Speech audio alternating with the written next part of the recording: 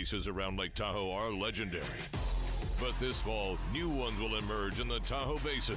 Pullman, Moe, Gushu, and more.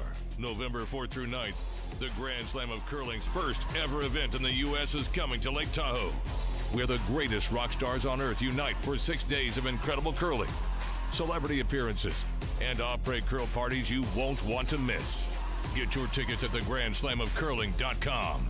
Let's rock.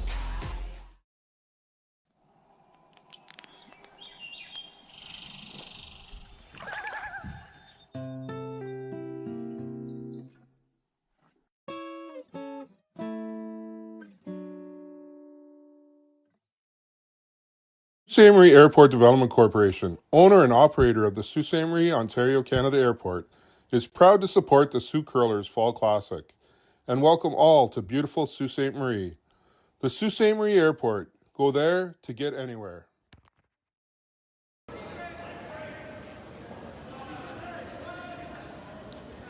Hello, curling fans, and welcome to the evening draw here at Sault Ste. Marie. This is the quarterfinal match between Dunstone and Van Amsterdam. This is Gord Copperthorne coming to you with Sean Joyce again. Sean, how are you doing this evening? I'm doing good. This is what everybody waits for, right? 18 teams started out. You're looking for 8 spots in the playoffs, and here we go, quarterfinals. A little unusual that we're playing this on Saturday night, so just the semis and the finals to go tomorrow. Sounds good. Dunstone's probably happy to be on the ice, though. he's had a long wait. Yeah, the joy of winning the A side is you tend to get a lot of lunch break. All right, well, they're off to a quick and effective start. In guard, guard. No rest for the wicked, as we've seen all weekend. Yeah, you and I, Gord, were talking about this earlier on in the event. It's one of those situations. Van Amsterdam came through the C. Dunstone came through the A. Dunstone knows he's got the playoff spot, but you hate having that long wait. He hasn't played since Friday night. Late Friday night, I guess. I noticed this morning, the ice changed a bit, too. A little bit, but, not the way you'd necessarily expect. The long layoff has always been a bit of an issue. We see it here. I do playdowns out of Saskatchewan every year, and the A event qualifier has a bit of a wait before the Page playoff. And they do condition the rocks, sand the rocks, whatever term you choose to use. They do it before the event, and sometimes they will straighten out just a little bit as play continues. And a team like Van Amsterdam here, who has continued to play through the C, has adjusted to that because they've been playing while they've been getting a little bit straighter. Well, what we saw this morning, it was curling just as much as it was Thursday night. In fact, in spots, and that might have been the sheet we were on, it was maybe seeming like it was curling a little bit more. So the rocks are holding up nicely, and Dunstone will be happy for that at least. I hear you there. Should also make for the game to be a little bit more interesting, picking up that extra half rock of curl. So as you can see, they're playing that around the guard kind of tappy stuff, whereas, say, Friday morning, it was freezing around the guard. So a little more traditional, you might say. Yep. It is a long guard.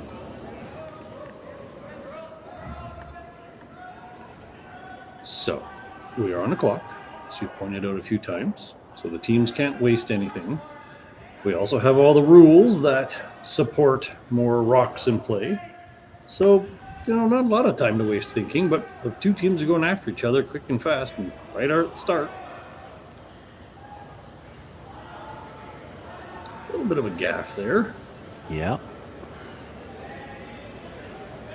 Gives Evan an opportunity to peel the guard and play defensive, or go to the house and play offensive.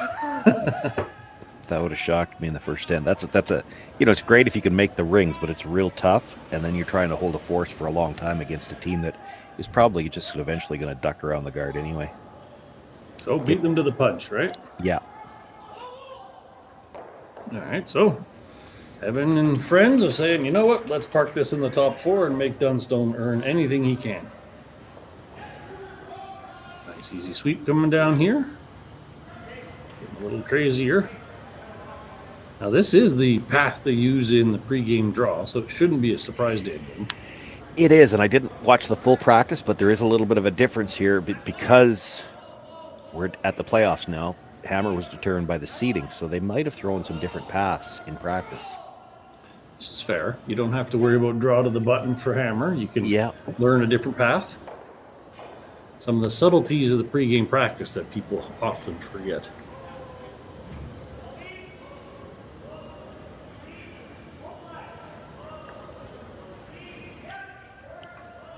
So we're still just dancing around the center gird. As you said, it's pretty darn high, so there's plenty of room to get by. Never going to roll under when they're mostly buried, but still staying at least a corner tucked. I was thinking, hey, I can tuck a little bit more of a corner here, so Should be able to. Looks like he should be able to anyway. Just based on that last one.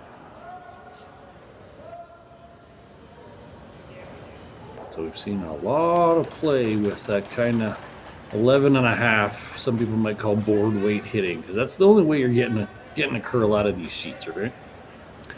Yeah, you start throwing anything heavier and they will straighten right out. This one actually is running a little straight too. He did have a fairly pronounced pop on it. Clears the guard by a couple 3 inches. Still makes the yellow go away, so half points, no roll. Little crack, little opportunity. Dunstone's now going to try his tap of the wrist. Let's see, in his world, what's that? Board, hack, somewhere in that ballpark. Every team's got their own nuances of how to call weight. Yeah, hack's usually lower. It's near heel usually. Yeah, lift your foot and tap your ankle. Colton Lott here with his attempt at the little roll. With the Harden brothers helping get it there. That's never a bad problem to have. Ryan trying to walk it over. Still clearing the guard by plenty of space. And we got, yet again, quarter rock hidden. Kind of creeping up in the house, though. When does that come in to be an issue? Well, on the very next one, Van Amsterdam can hit it again, but even if he rolls open now, I don't think Dunstone can hit and roll under and be shot. And we're getting late enough in the end where it kind of matters who's shot. Correct. He might, this is one where you might want to make sure you roll open. If you stay staggered, he might come around from the other side. Sure, and then you don't have rock position to make use of. Yeah, it'd be kind of nice if you had your whole rock to use in your next one, right? Yeah. That said, they are sure trying to carve this. But they don't have nose yet, so that makes sense. All right, there you go. Kind of staying in front. Opportunity to roll shot, though, I suspect. Yeah, I think with that much he can roll shot, he could actually roll big, too, which would probably be the preference if you could make it. Sure, then you're over under your corner. You got a little bit of backing. You're definitely shot. That's a lot of upside. If you're a little thin, you're probably into that green one anyway. You just can't be so thin that you're going to roll out. That's the only thing you have to protect against here.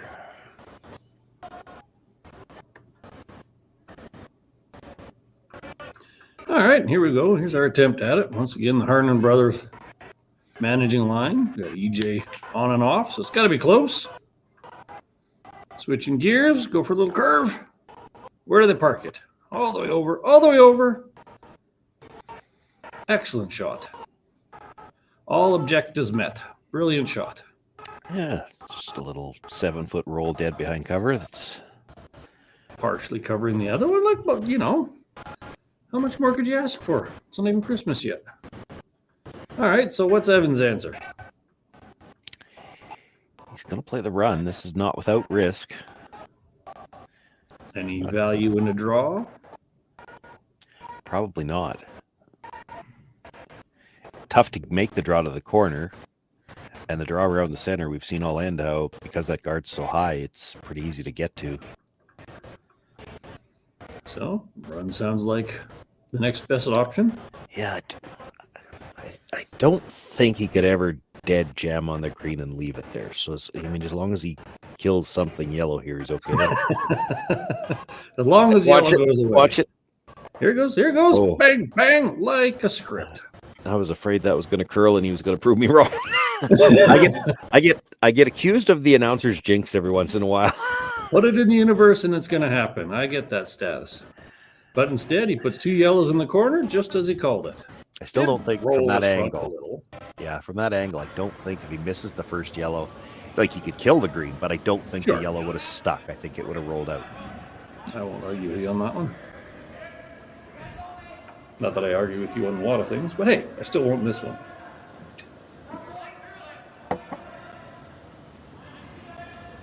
All right, so is Dunstone going to keep a shooter, or is this just clean up the house?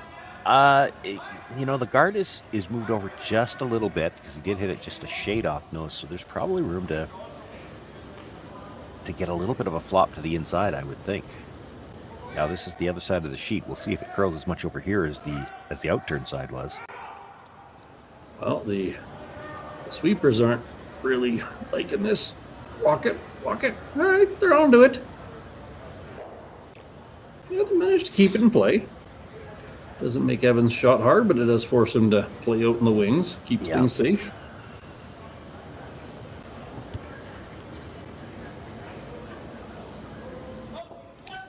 All right, so I'm not sure. There's value in the roll. It's probably the best way to get a force. Oh, for sure, yeah. Short roll, 1.5 feet. That's easy compared to that 7-footer in the run back. Yeah, nothing's easy at the outside of the 12-foot. I mean, there's been stats out for years, and I've talked about it on the air before, that the minute you get the broom outside the edge of the 8-foot, even these top players in the world, there's a noticeable drop-off in the percentages. And then add to that the fact that, okay, yes, we're not drawing for button in this game, but I doubt anybody threw a rock this wide in practice, so this is going to be extremely fresh pebble. I would be shocked and surprised if anybody threw rocks out there. And you sometimes get those little plateaus out there, kind of the edge of the scraper. But that said, yellow's going away. They're going to get our roll. Nothing to it.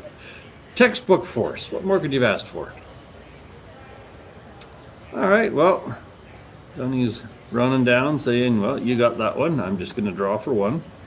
Not a lot of pressure with it barely nibbling the 8-foot, but hey.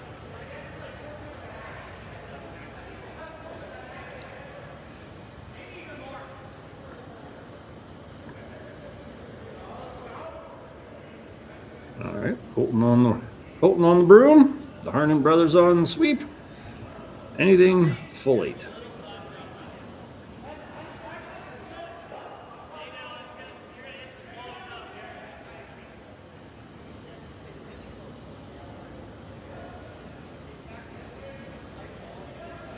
Seem content. It's a clean style sweep. Just escorting it down. This looks like going to be one on the board for yellow. Let's see how much of the pin they get. Right like that.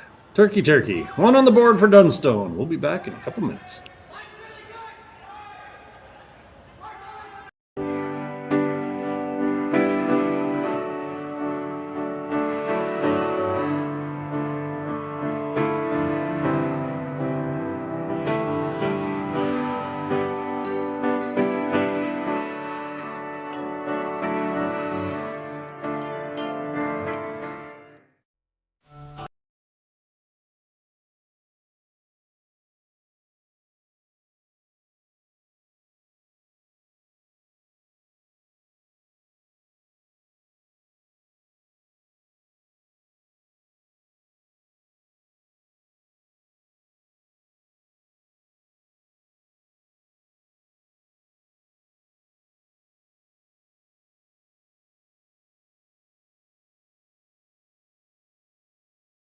Hey Ben, what's the Aztec Safety online e-learning website again? Yeah, that would be aztecsafety.com. Fire extinguisher and firefighting, we'll send that one to Paul.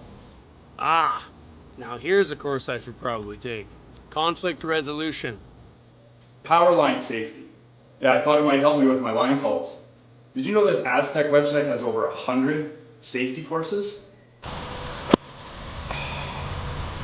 Jeez. Aztec Safety online course. Ground disturbance. Could have used that a few seconds ago.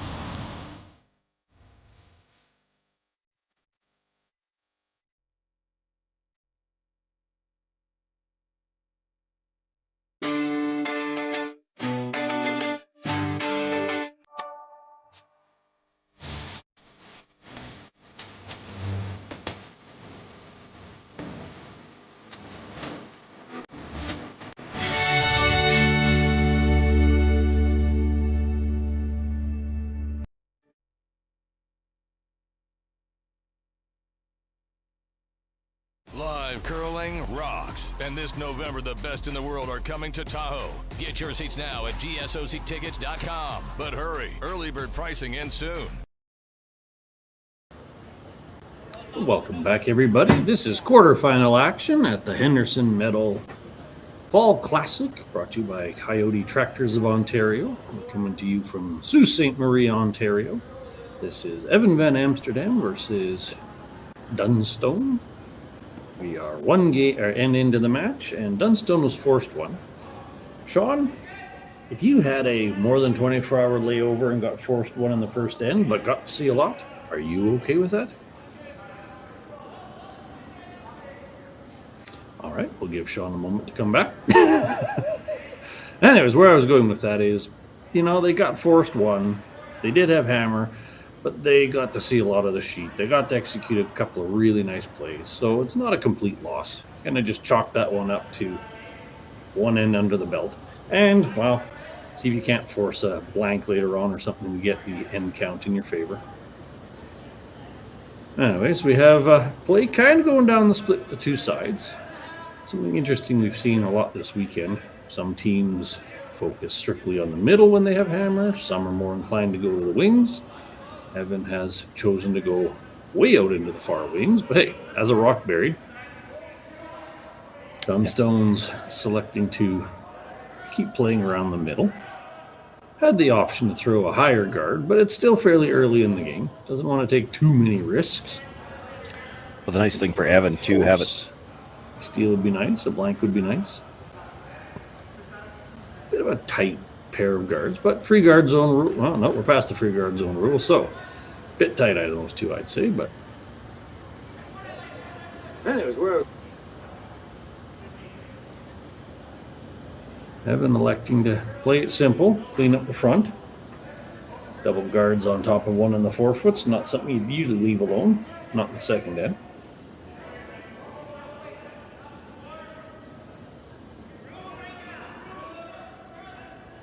Jason Ginter throwing a nice double peel. There's one, there's two, and the rollover for an extra guard. Very well done. Dunstone now wondering if that very well buried green is going to cause him grief. There's the potential that those two green guards are aimed right at his on the can, and that could end up being a problem later on. So he's thinking, let's just deal with it. No reason to get crazy aggressive this early on.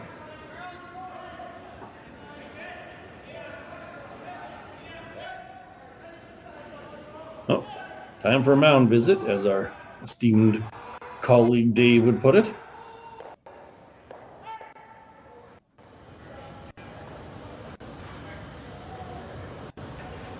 Kind of debating which of the two guards is a bigger problem. Well, the biggest problem about them all is you can't just make the double peel. It's going straight onto the yellows. Yeah, so you can't leave them, can't double them. Probably they're thinking chip and a roll. Yeah, a single peel on the tighter of the two, which will expose most of the greenstone in the 12-foot. And you'd like to roll to guard your own. That would be a nice outcome. And thus far, every time we've said that's ideal, they've done it. So let's see if the pattern continues. This is E.J. Harnden. Colton on the early sweep. I don't have a lot of green rock, though hitting the top one's also acceptable. Just so long as you're rolling in towards the middle, right? Tick on the top one and get the second one would be great. I almost called it too late. I don't think he moved it far enough to matter. Could have moved them both out of the way. Did get a nice roll on. That could be a nice force rock later in the end. Well, it matters that it's second shot, because for now that stone in the 12-foot that's buried, he's got to find a way to get both of these out to bring that back into play yet. A lot of rocks to come.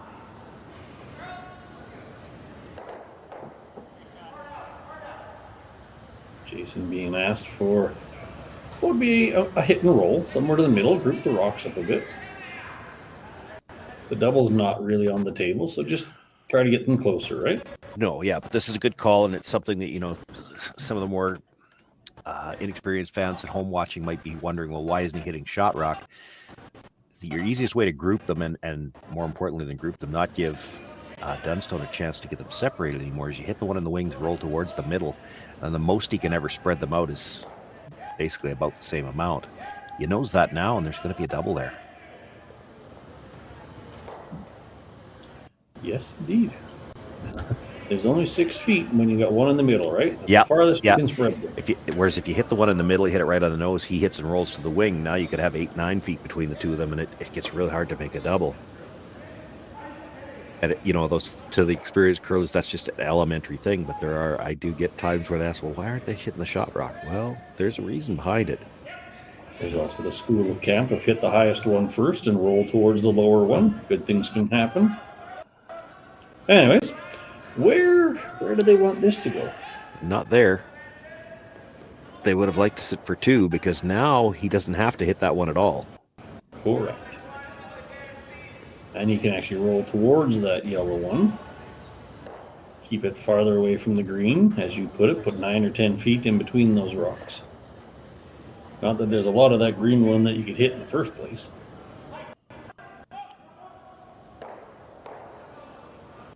So Evan's looking pretty decent. Basically going for a junior deuce at this point. How far can you spread 2 rocks out, waste all your opponents? All right, looking for a little bit of curl on this. Got to stick around for sitting 2. Nicely done. Thought for a second they were going to get greedy and put a piece of it behind the yellow. Just As you've often said, not necessary. Sitting 2 is all you needed. That would have been a hell of a shot, though. Both of them partially tucked. make it hard to get either one of them out. Well, certainly. But does that ever just goad the opponents into a really hard, awesome shot? Well, sometimes it does. And he wouldn't have had much, the short little runner on the yellow, which, you know, he likely makes it. It's probably not going to change things too much. But it does make it at least trickier. All right, so this is not a lot of green. But in defense, you got rid of the rock. That was the main point, I suppose. Yeah, but, you know, this is an ice condition issue, or the rock condition, I guess you could say. If we had that wow, this surprises me even. Yeah, even with this. Yeah. That.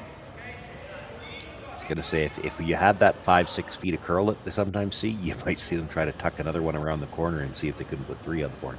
I don't know if they would. I mean, that's an aggressive call, but there's no harm as long as you get part of the rock buried.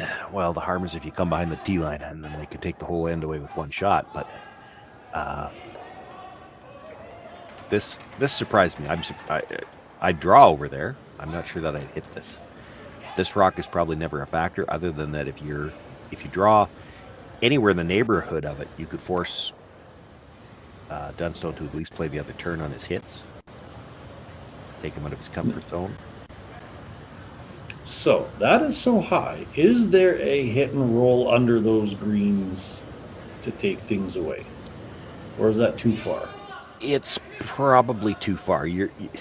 This could be one of those things, though, where you're talking about it just to put it in Evan's mind that you're going to play it on the next one. Which, I mean, he is going to play it on the next one.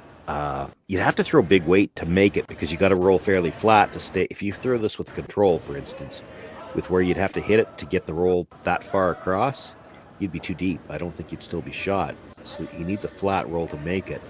So for now, you have to make sure you're rolling far enough to be shot. You're hoping Evan maybe rolls a couple of inches more, a couple of feet more towards the center line, and then you got a shorter attempt at it for your last one. But you have to be shot. If you're not shot, he doesn't have to hit it, although he didn't have to hit it on the last one, and he still did.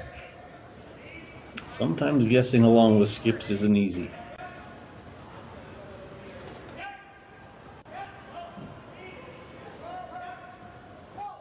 All right, so to your point, hit and roll a little bit towards the middle. Enough to be shot, so he's got to play it.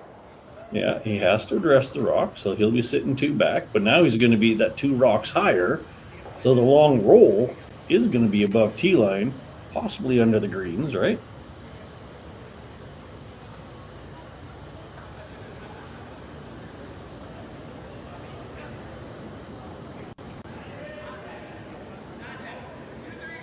Would Evan ever entertain the really long roll to even make that not possible?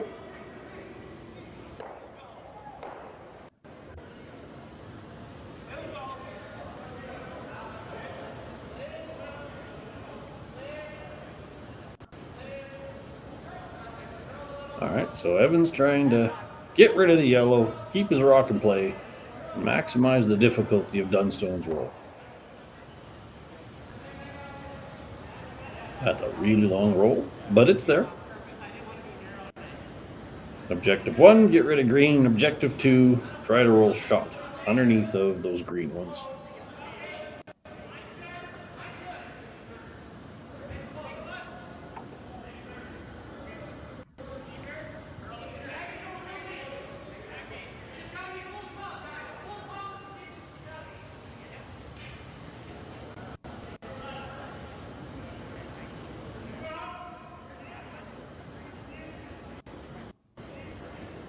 Dunstone with his routine, nice and patterned.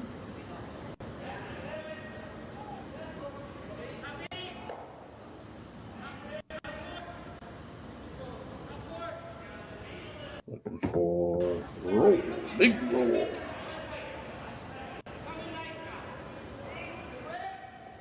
Not a ton of weight on this, but you don't need a ton of weight for a roll.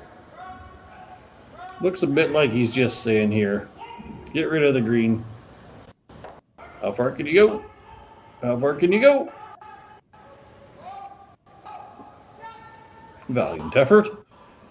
He's rolling a bit steep. Getting a little thicker with a little more weight. Might have made it work. But that said, Evan's got the hit and stick for 2.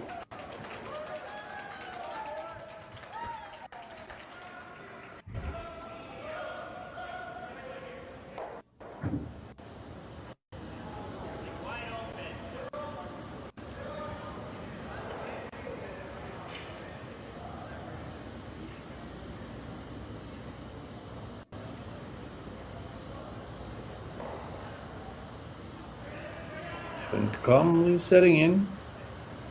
Just needs a simple hit and stick for 2.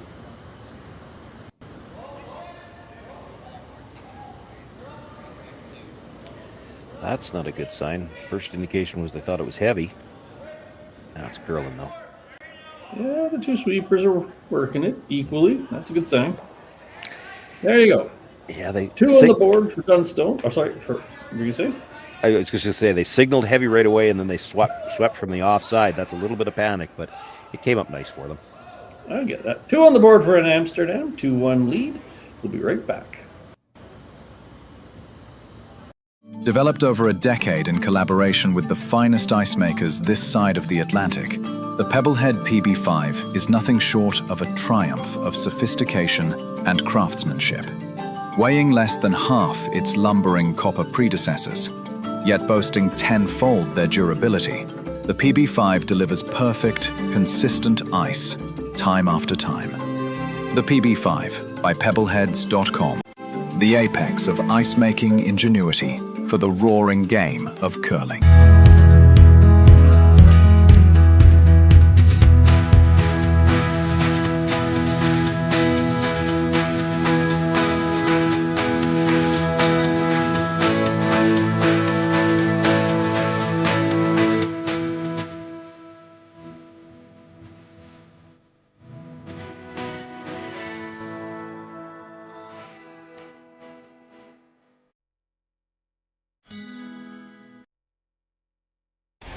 The 2025-2026 Grand Slam of Curling schedule is out, with big events happening all over Canada, like the Masters heading to London in September, the Tour Challenge from Nisku this October, the Canadian Open from Saskatoon in December, and the Players' Championship from Steinbach coming in January.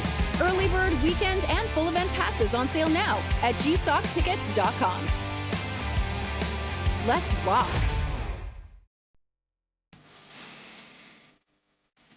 I've got this one.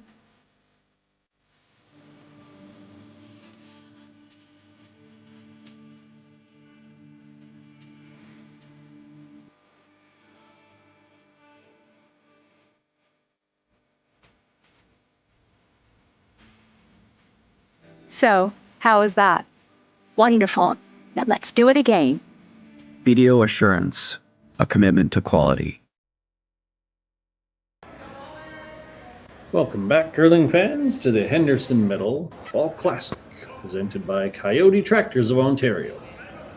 We have 2 ends under the belt between Van Amsterdam and Dunstone in this quarterfinal match on a Saturday evening.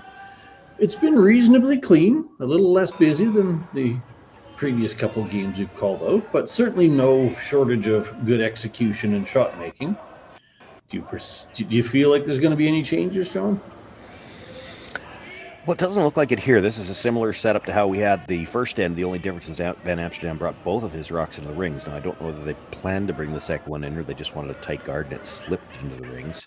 But we've seen both teams content to ignore center rocks, try to establish the corner. So if you're Van Amsterdam and you're looking at Dunstone, who's had a lot of success early this season, and maybe you're thinking you're a little bit of an underdog, is that changing your plan any? I would hope not. I mean, they're still a good team, right? The other side of it, this goes back to what we talked about earlier.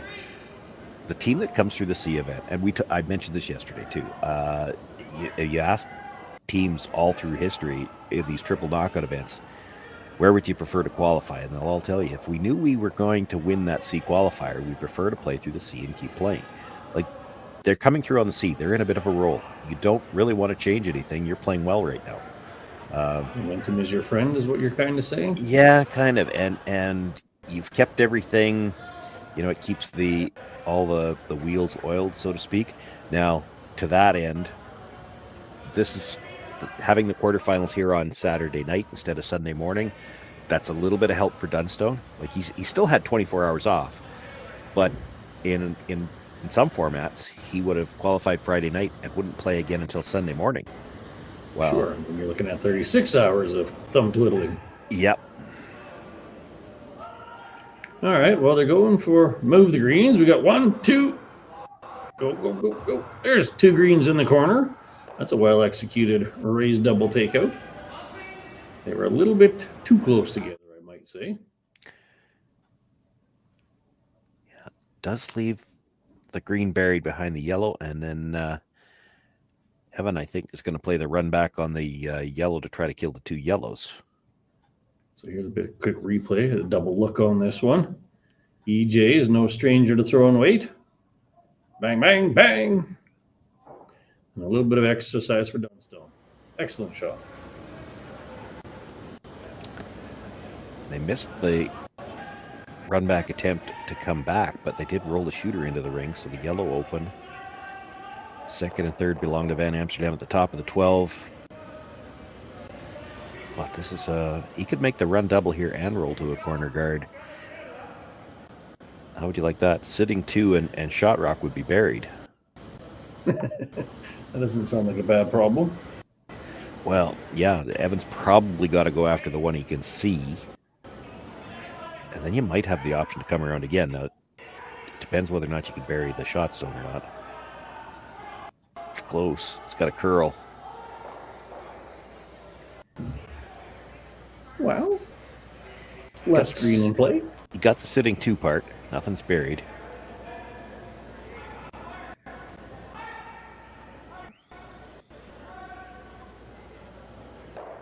All right, Evan's thinking. Hit and roll. Is that kind of putting you a little deep in the house? It is. Isn't necessarily bad. No, it's not. It's yellow rocks you're behind.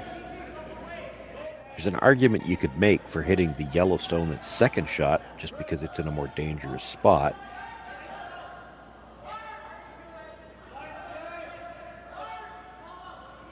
There's the contact.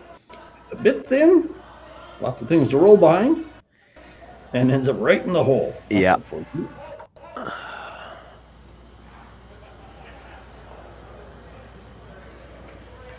You don't even have to hit that. And I don't, he's not going to.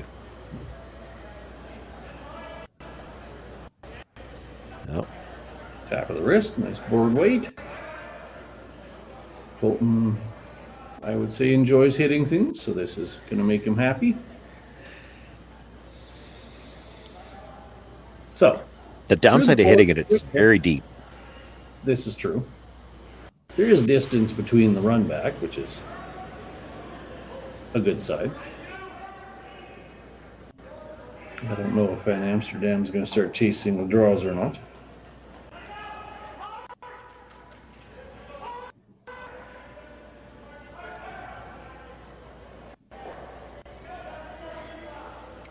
I would expect him to play the double on the yellows and the rings.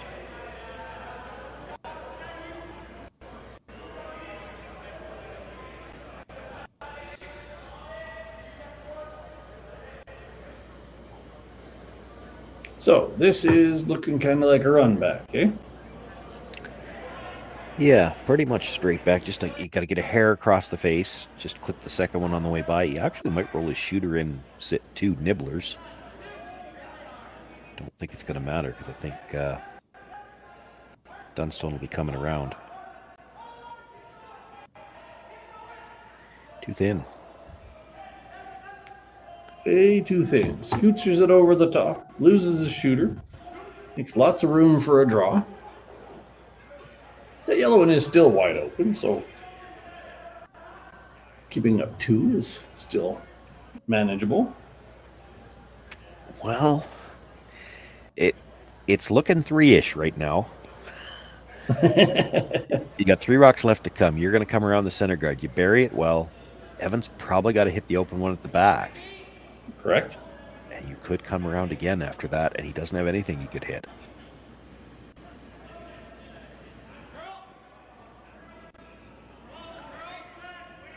I think you'd like to bite top 4 here. You want room to get another one in on top of it if you can. It's got a ton of room by the guard.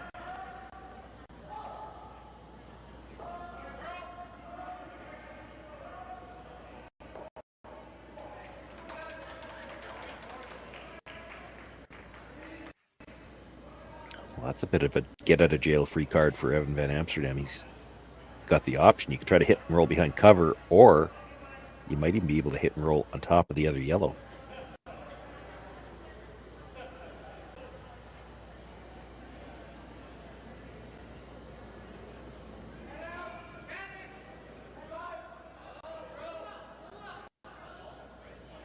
Well, it's looking 3-ish right now. You got 3 rocks left.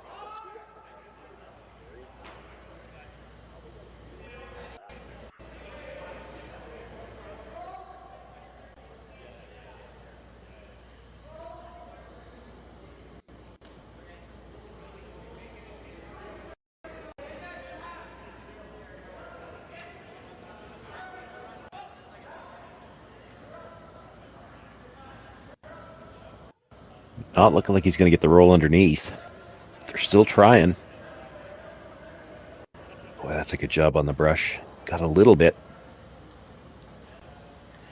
Thought they might switch over to plan B there. Not looking like he's going to get the roll.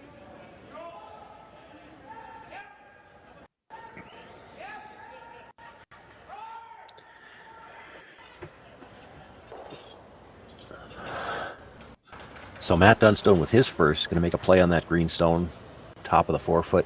It's a 7, about an 1/8 underneath cover. I don't know if he can bury this or not. Even if he's just right on the nose, there won't be a double back.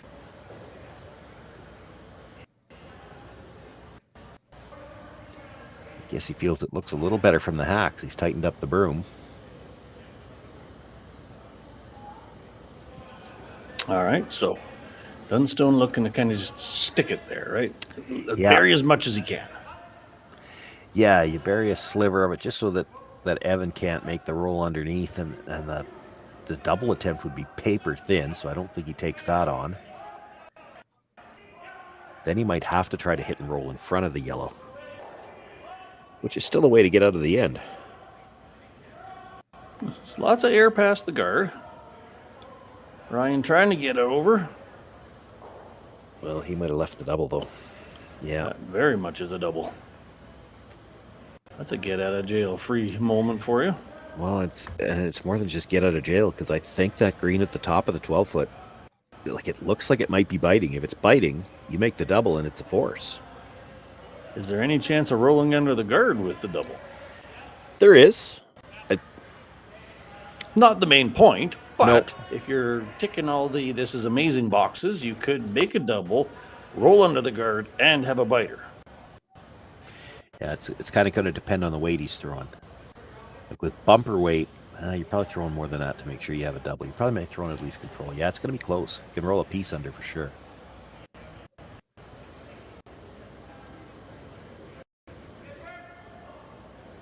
Well, he's certainly throwing enough weight for a double and roll. Coming down. It's a little bit thin. Ooh, there's an unforced error.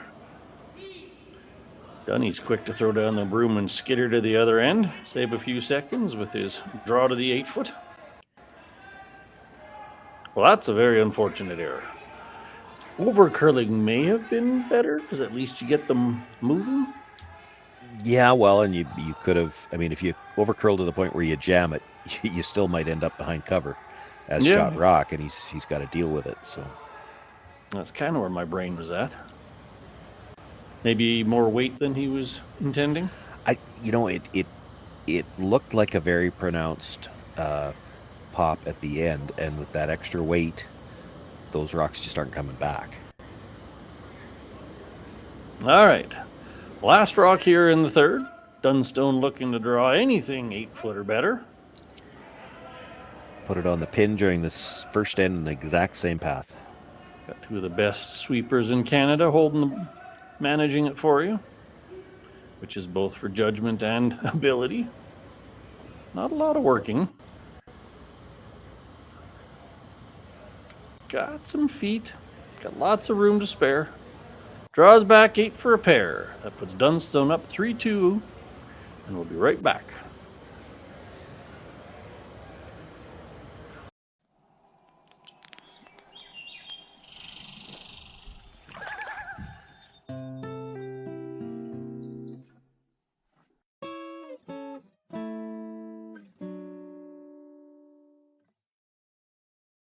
Developed over a decade in collaboration with the finest ice makers this side of the Atlantic, the Pebblehead PB5 is nothing short of a triumph of sophistication and craftsmanship. Weighing less than half its lumbering copper predecessors, yet boasting tenfold their durability, the PB5 delivers perfect, consistent ice, time after time. The PB5 by Pebbleheads.com, the apex of ice-making ingenuity for the roaring game of curling. Live curling rocks. And this November, the best in the world are coming to Tahoe. Get your seats now at gsoctickets.com. But hurry, early bird pricing ends soon.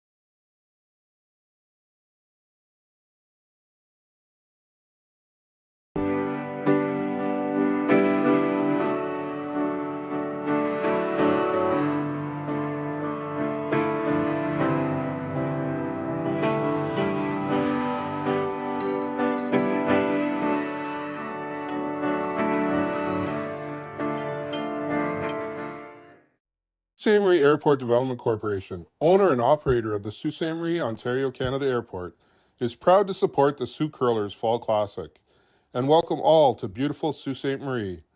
The Sault Ste. Marie Airport. Go there to get anywhere.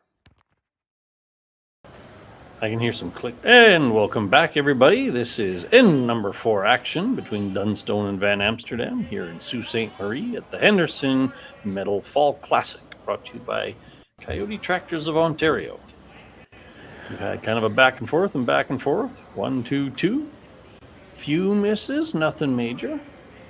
I can't imagine much will change. What do you think, Sean? They're both running out of the same strategy handbook too, because we've seen corner guards thrown up every end so far, ignoring the rocks in the middle, throwing up the corner guards. I do have to say, Evan likes really far out corner guards. He's full on the 12.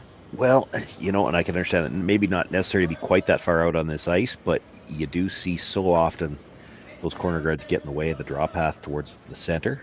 We have seen that a couple of times this weekend, but that draw path is not as wide here as it might be again on that ice that curls at 5 to 6 feet. Yeah, it's kind of strange. Like, everyone's got their preference, I suppose, but hey, whatever works for you. A corner guard's a corner guard. If you know you can get around a corner guard that wide, there's nothing wrong with having it out there. You know it's not blocking your path to the middle later on.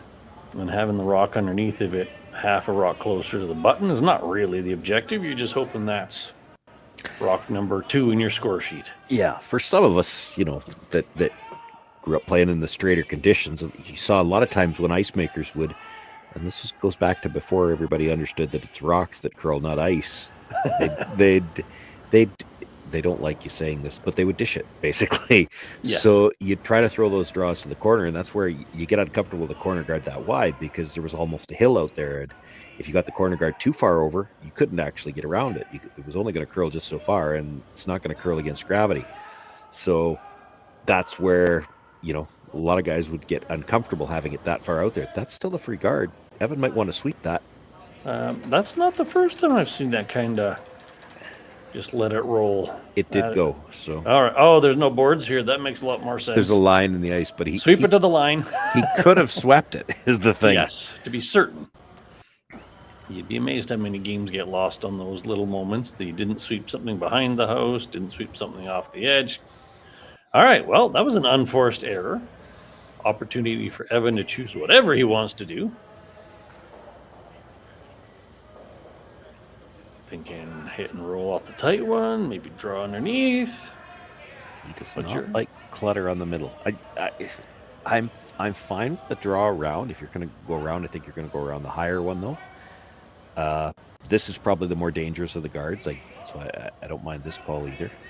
Is this a Evan doesn't like guards, or is this an Evan respects Dunstone's ability to make use of that guard? Never mind. Yeah, don't. Jason said, nada. We're going around. Yeah, front end audible. He's going around the one that's going to be easier to run back. I don't like this call. I would have went the other path too.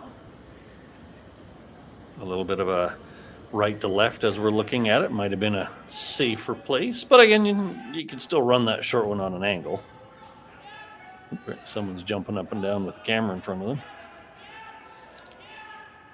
All right, this is got a long way to go. Well, it does, but when you're coming around your opposition stone, you don't want to be dead buried. Fair enough.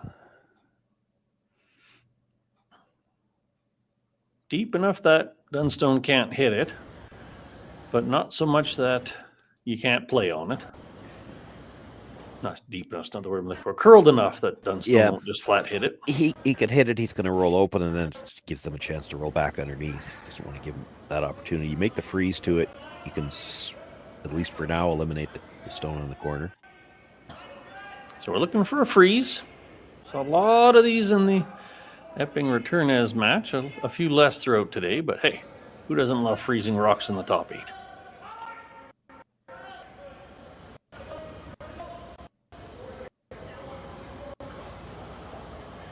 It's a solid counterpoint. Something tells me Evan's really liking that guard less now. Oh, no. Well, he's liking it less, but what can he do about it? This is fair. All right, going for the return corner freeze. Do you ever try to rattle them a tiny bit? Probably too buried. It'd be nice if you could, but you can't afford to bounce off it. You got to get close to like 3/4 of the yellow, and then just rattle it a couple of inches. You got to stay corner in front of the yellow, and yeah, you'd like to break up the yellow-green that's there, but this is dangerously light. You pop open and you're leaving a double. All right, sweeper saved this one. It's still got to curl a bit. Yeah, it's too much. There's that kiss of death, as we sometimes call it. Yeah. A freeze where you roll off the side and they're wide open. That was overswept in the end of the day. Yeah, he could get away with that weight if he'd gotten to 3/4 of it. He just didn't get that much curl. So then he bounces open, and Open means he leaves a double. And this is where those kiss of deaths really come to haunt you, because you hit and you roll up underneath of everything without any real risk, and you get a double out of it. So looking for 7/8, little roll. Yeah, anything to the inside.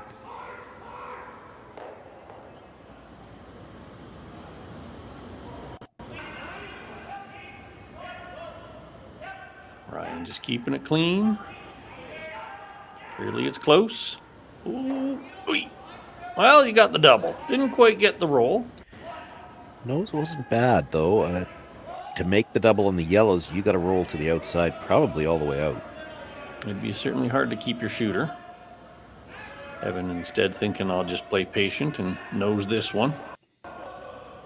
Walk the rock forward a little bit to make the double angle a little friendlier.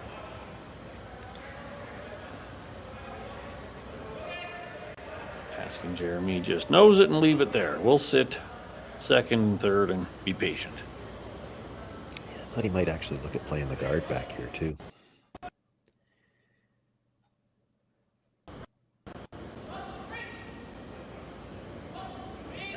On and off, on and off. Straight curl, straight curl. Oh, a little bit on the thin side. Short roll away, opens a bit of a door. Yeah, you got the roll back underneath. You got them staggered now. Big roll over to the other green is there. Short roll under the guards is also apparently an option. Wouldn't that be a beautiful shot? 10-foot roll, corner frozen. He's already made it once in this game. Well, let's go for two.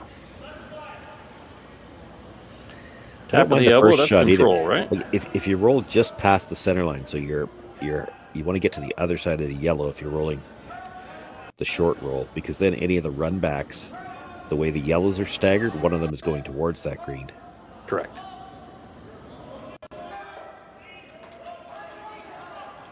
Is there ever a point where this roll's so good that Evan says, to heck with it, I'm drawing underneath?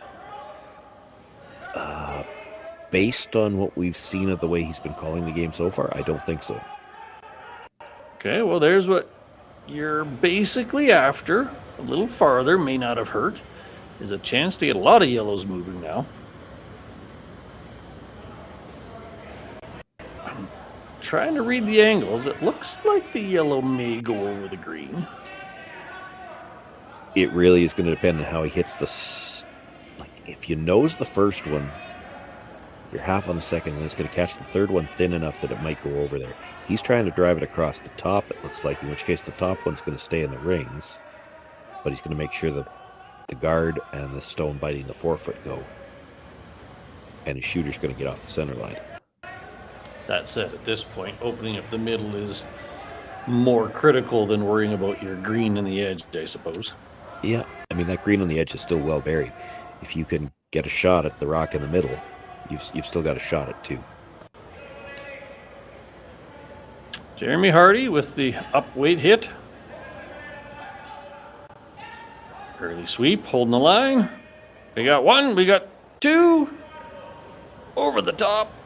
All right, two yellows in the corner. The other yellow wide open, and the green one still safe. Fairly solid shot. Yeah, it did go over the top of it, not by a ton. I thought it was going to do the just. I thought it was going to at least touch it, yeah. Yeah.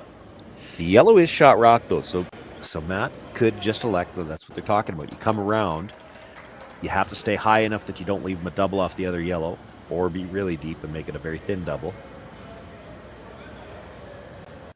Yeah, you really got to commit to one or the other. This is where we're talking about if we're even, we're good. If we're back here, we're good. And then if you're talking about both, how often you see them get the one right in the middle where you leave the easy double? I've seen it twice today here in Swift Current. Yeah, you have to commit. It's one of those things, you get two shots in your mind and you end up making the one in between that, and that's not good. I often tell people, it's one thing to identify the choices, but your conversation is, this is the one we're throwing. And that's how you end it. You don't follow it up with, but if I'm heavy, or if I'm just drop it at, this is what we're doing. But yes, too often it's easy to end up in the middle, and that's never a good place. All right, so Dunstone looking to put another draw in the house. This is the third easy out-turn draw for him.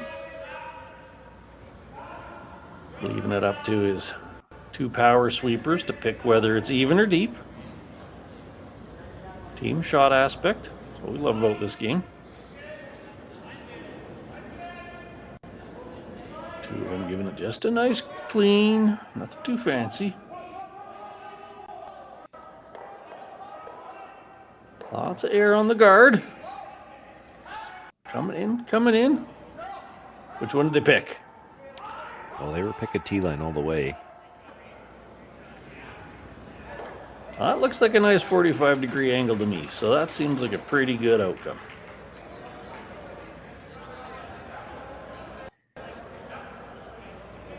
So, Mr. Evan, use the guard, stuff it great, open it up. You at least force them to protect. Not sure there's a lot you can do with that front yellow, is there? The front yellow, probably not. You're either playing the run now, I think. Well, he even looked at the slash double, which I guess you could play, but then they put another one in the same spot, and you're drawn to the button against a steal. Do you freeze? You could. Hard to score 2 that way, but you'd be shot. Well, if you sit right on the face, you've still always got, no matter what Dunstone does, you've always got the run back. If you're right on the face, your green one's never going anywhere. I personally like that one. I'd be shocked if he played it, because he certainly has not. He's shown a very marked preference for hits over draws so far in this game. That's where I was kind of going with that comment of maybe if you're feeling like the underdog, you don't want to press the agenda. But hey, the reasoning be what it is. Evan does look like he's lining up the run back. Yeah, he's not looking at the line to line it up to shot, though. He's trying to get this onto second and then get his shooter out of the way so he can sit second and third off this and have the shot rock be wide open and just turn around and say, okay, Matty, what do you want to do? When we're sitting second and third, is he going to hit? A little inside out there. Yeah. Jason trying to work it over.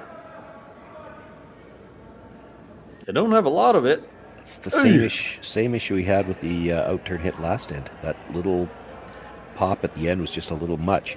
And, you know, they throw so much bumper weight all weekend long, and you throw bumper weight with that release and it will come up. But when he has to throw that little bit more weight, it just doesn't make any kind of a move when you've got that motion. Sure, control weight with an in-out and you get straight. And I'm not sure a lot of power sweepers with these new brooms are going to make it go very far. All right, so what's Dunstone thinking here? Looks like he's thinking if he throw the same shot basically and have it stop about it.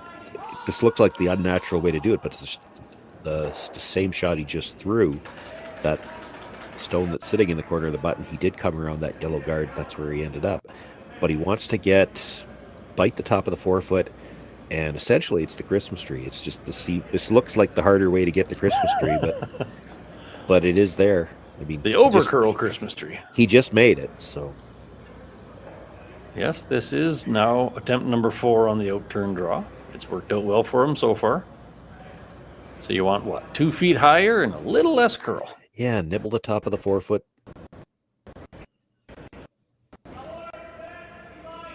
The Harnan brothers have a very similar response to his first one. Working a little harder. Has that same kind of, half a foot of clearance. There it goes. Walking it down. And there's that top 4 nibbler, partly covering the back one, partly covered by the guard. Not a whole lot of recourse you can do with that. No. The draw tap seems like he could just get your one, should you not? Well, Yeah, but you got to throw the in-turn draw on a path that nobody's thrown yet. Like the outturn's gone. The outturn's gone. Like Matt's in the way of your outtturn draw. It's hard to bite more of the button with the outturn. You could play the double in the top two, but it's hard. You got to get the back of the second one to get in. That would be the triple of the ages. Yeah, well, that's what they're looking at. And I think part of the reason they're looking at it, they do have a preference for the hits anyway. As long as you make the double, you're not giving up more than one. But it's really thin on the first one to get the back end of the second one. So you're probably giving up the steal more often than not if you play that. Well, you can tell it's a difficult situation because they know the two choices, and they're having a heck of a debate about which one of the two is more makeable. I really thought you were going to say you can tell it's a tough choice because they're actually letting the lead have input. What would you do here? Typically, I'd throw a card. What are you talking about? Well, it really seems like they're taking a solid look at this triple. I suppose worst case scenario, you make the double and give up one.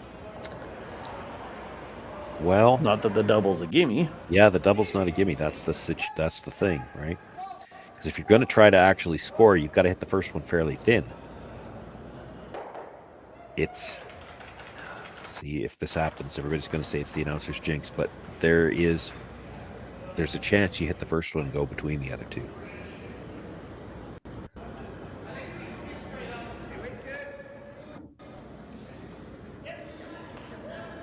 All right, so they've lined it up. Little short cross house, and then scooch back. Evan with the peel. Parker and Jason watching it. Jason working it. Parker keeping it straight. It's got to be close. 1, 2. What a shot. Basically a triple for one. That's doing it the hard way, but Van Amsterdam pulls out the hard-fought one to tie the game after 4. We'll be back in a moment. Oh, there you go. Let's watch it again. Take one more look at it. I was just going to say, if he throws it harder, he could have scored 2. Like if he gets the one out the back, because it did click, well, it touched the one at the side, but it went over the top of it a little bit. I don't think anybody ever looked at that as a possibility. He gets the second one, you look at it, it rubs that one, but it left it in. He hits that first one just a shade thinner so that he's a little more on the back of the second one. It's probably for 2. That would have been a highlight reel that was shown all year long on his YouTube anyway. All said and done, a phenomenal shot. For over 20 years, the Sandra Schmirler Foundation has granted more than $9 million to hospitals across Canada for life-saving equipment for premature and critically ill babies. In the past 4 years alone, $4 million has been granted thanks to the curling community's incredible generosity. The need continues year-round, and with your help, we can ensure every baby has the chance to grow up and become a champion, just like Sandra.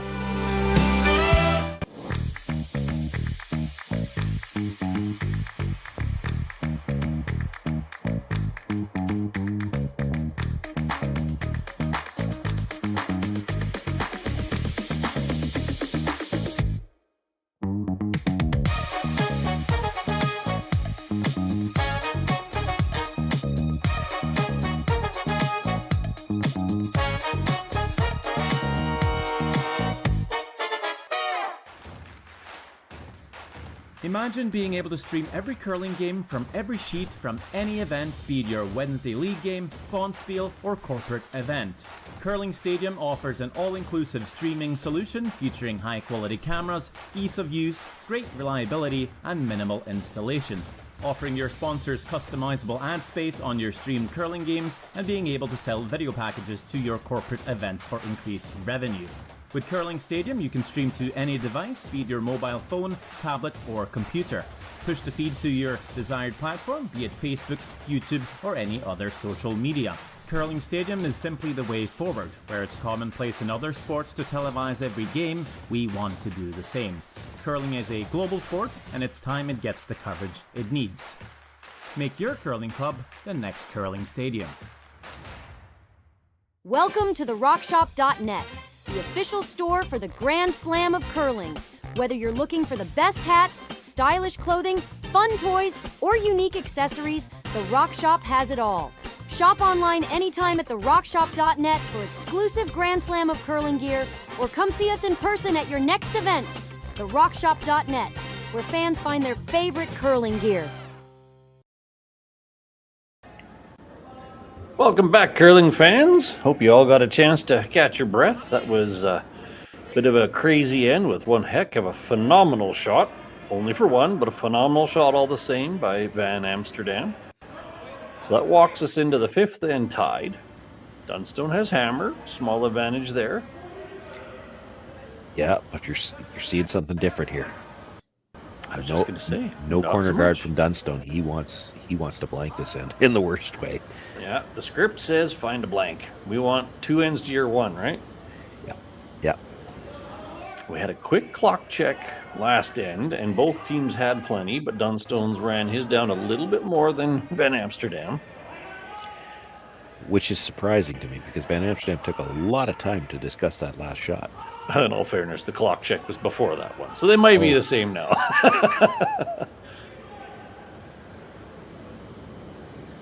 So this is playing out a little bit more like that return as Epping game we did, where one guard and a stagger of things underneath of it. That one overcurled a little bit on them. Evans. Yeah, not bad though because it's got angle to the greenstone. Evans thinking there's a chance to double up his pair. Maybe even chip out that yellow one. It was a little hard to tell. He kept wiggling the back forefoot, which is not what I would have expected. Yeah, I'm not sure separation is your friend here right now.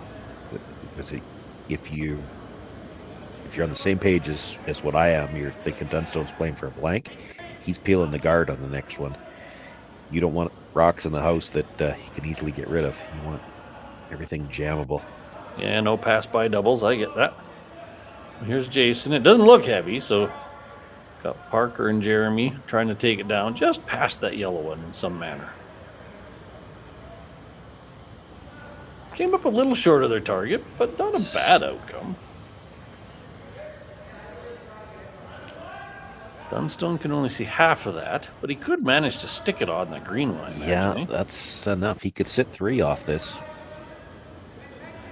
So what kind of weight are you looking at? Control, I guess? Less even, I think.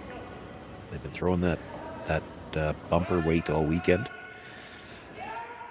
This does look like a board or a bumper, depending what edge of the country you're on.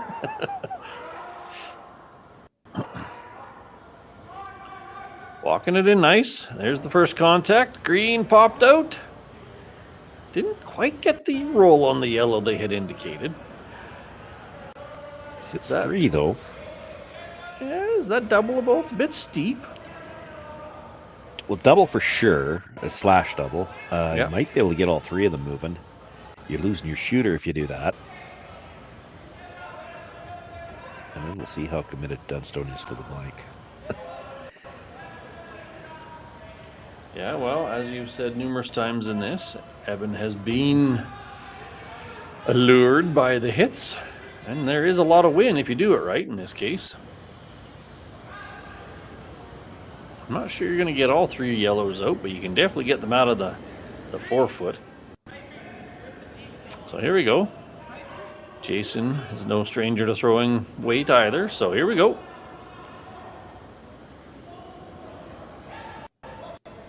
Jeremy with a bit of an early clean. Push it over. We got a little piece. 1, 2. Yep. Okay, 2 yellows out. 2 yellows part in the corner. The shooter's pretty high. Okay, shot rock is just top 8. Not a huge risk yet, but what's Matt thinking to do with it? Come just across the face, tap that yellow, but he's basically looking for the Christmas tree, and the way to do it is you've got to tap it up. My exact thought words. The Christmas tree the hard way. Tap it up instead. All right, EJ with the short tap, so you're kind of picturing back 4 as the shooter. The thrower, I should say.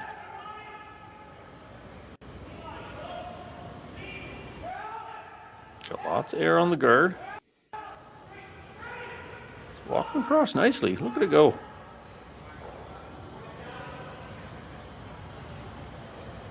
Right onto the button. Perhaps a hair far, but Evan doesn't have a lot of choices.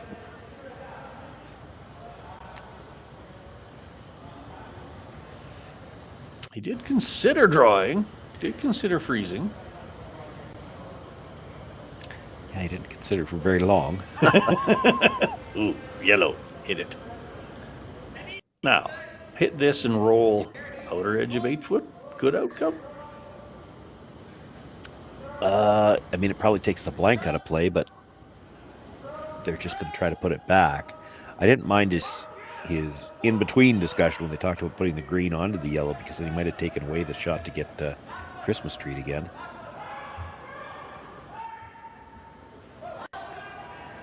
Oh, you don't want to just the back one. Woo! Yeah, you would have hated to ever just rub that yellow on the way by. I held my breath. Stop sweeping for curl when you're hitting the back one. I wasn't going to say anything, but it kind of made me think that's a bit bold. If you're not touching the front one, maybe stop trying to curl it. I'm not even sure they didn't want to roll farther. Like, this is hack weight flop under better now. Well, you could. Do you want to? You could roll to the edge of the 8 foot too, and say, look, our rocks are spread out. We're on third stone, so I think we're going to take our 2. Yeah, went in thinking blank, but you're giving us 2, maybe even 3.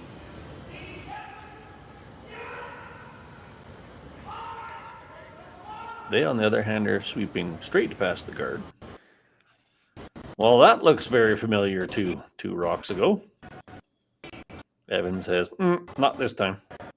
Maybe. All right, try again.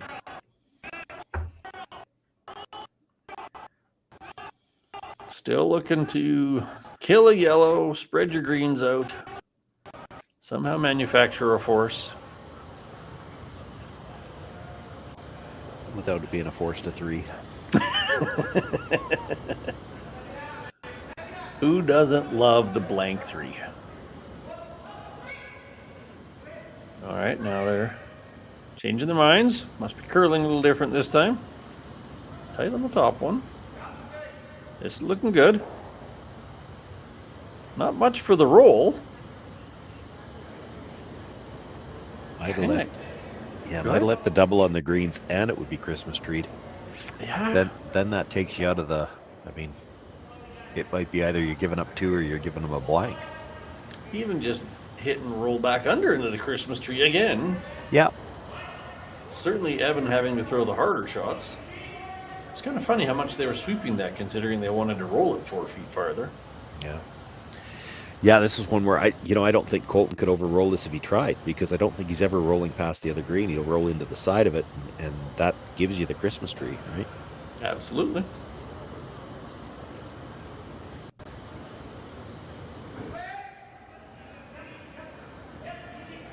Well, they're liking it so far. Ryan with the escort down the sheet. EJ's turn. A little more air on the guard, but it is farther out. Clunk, flop. There's that catch on the green. Other green gone. Sitting 2, Christmas tree. And now the angled green onto yellow. It's harder to get that. There's no guarantee you get either yellow out. I'm going to ask you a crazy question. Does the yellow spin down onto the other yellow, though, with the green right beside it? I don't think so. I think it's enough lower that it's.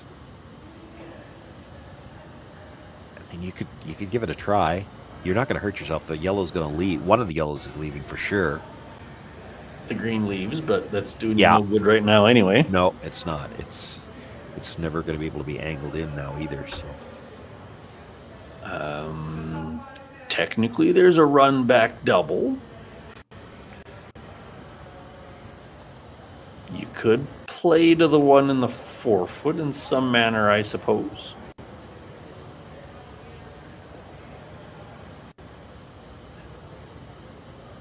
All right, there's a nice clock check. Evans cruised past Dunstone on the clock, but Both have a solid 13 plus minutes for 3 more ends. So long as they decide promptly. Well, I think promptly's already sailed. Well,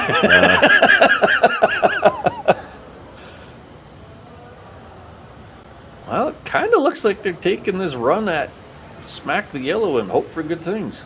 Well, it still to me looks like they're playing the hit and just roll over a little bit, leave some kind of angle.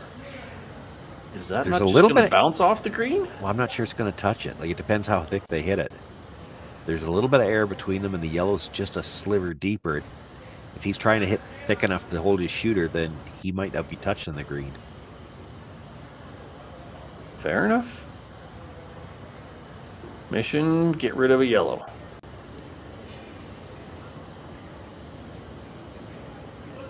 It's got that solid inside-out pop again. Jason saying it's a little heavy.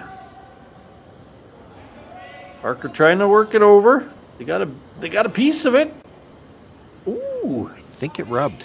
It made the green one wiggle, but to your point, it went through. And look at that. Matt says, let's put it back. Yeah, but you got to be careful, and that's what you saw Colton indicating. We got to be careful of where we line this up. Yes, you want the Christmas tree, but if you come to just the wrong spot, it would line up the green, yellow, yellow double. And there's definitely no blank on the table right now. I would be hard-pressed to see where that would be coming in, yeah. And that's what they're looking at. They're not talking about hitting that rock. They're wondering, what does Evan have? So are we going to leave him a run double here?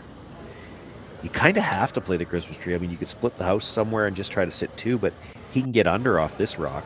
Absolutely. So you have to take that away. So they keep tapping 2 depths, right beside the green one, kind of where it just was, and then almost down to the 4 foot, so that if Evan hits that green one, it should shoot over top of things, I assume. Yeah, that's the thing. Like, if you put it kind of at the top of the A in the Maitland, that almost lines up the 2 yellows. So the green is lined up through the yellows to make a double. See, and that's what you've got to avoid. It's kind of the same thing we talked about last end with where they were trying to put a stone just to avoid leaving some kind of makeable double. You're either high or you're deep, but you can't be in between. The in between probably leaves them a shot to get them both. And you got to be sitting 2. Yeah, so you have to commit to one. Which one are we playing? And I don't know. more of the ice tapping seemed to suggest they were going to try to play the high one, tighter to the own. Oh, you think it was a higher one? I thought they were coming to the top higher of the 4 more often. We're gonna find out in just a few seconds. Well, it's got a curl no matter which one. Certainly not stopping by the top one. It might be stopping right beside the deep one. Well, not sure how to assess that. It might be okay because it stopped high enough that I mean, you can get to that stone, but to get to it with enough weight to make the kind of the crotch double when it's still a little bit higher, that's tough. It actually worked out really good there. I was picturing it half a rock higher, but that actually worked out to be a pretty good spot. You can hit the yellow, but you're just taking out a yellow. Yeah, it's tough to make the double. The doubles, it might be just there, but it's really tough because you got to throw a little bit. Yeah, well, yeah, because you're hitting the first one very thin, so you got to throw a little bit more weight, and that makes it iffy whether you're going to get the curl or not. He's going to try it. Certainly. I suppose the negative in this is it runs straight and you hit the back one and he's got a shot for 2. Yeah. Don't hit the guard. So if everything goes perfectly, you catch an inch of the top yellow, you clip the second yellow, your shooter probably shoots out the side, you're sitting 2, he's forced 1. Yes. Backup plan, just nose hit that deeper yellow. Yeah. Yeah, if you don't sit right there, it's still a tricky shot for him to get the 2 because he can't hit it on the outside. Or maybe that's just what he's going. That's not a lot of weight for a small piece double. All right. Gotta be it's close. Never mind. Gonna be That's pretty really thick, close. Pretty thick on the first one. Yeah, they did not sweep that very well. No, that I was don't- making me look a fool on the call. I but don't then think yeah. they didn't sweep that very well. Like, they got off once it started to move, and they really needed to hold that straight. I don't think they were aware of just how thin they had to hit the first one to still catch enough of the second one. And to our point, you almost had to hit the bottom one better, because then the green one would have theoretically stayed there. This is now just once again, draw anywhere in the 8 foot. Yeah. So close to good. End result, easy shot for 2. I almost would have preferred the just nose to make this draw harder. Anyways, here we go. Dunstone looking to pick up another 2. Harnan brothers bring this rock down the sheet. Well past all the guards. They're going to hit the pin again. Just like that. A little bit through the pin, but 2 yellows on the board. That's a 5-3 lead for Dunstone over Van Amsterdam after 5. We'll be right back.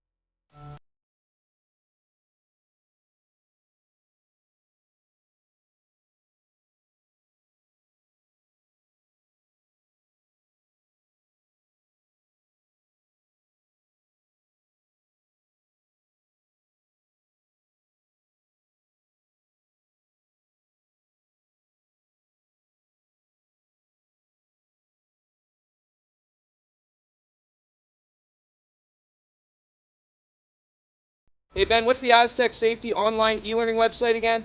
Yeah, that would be aztecsafety.com. Fire extinguisher and firefighting, we'll send that one to Paul. Now here's a course I should probably take.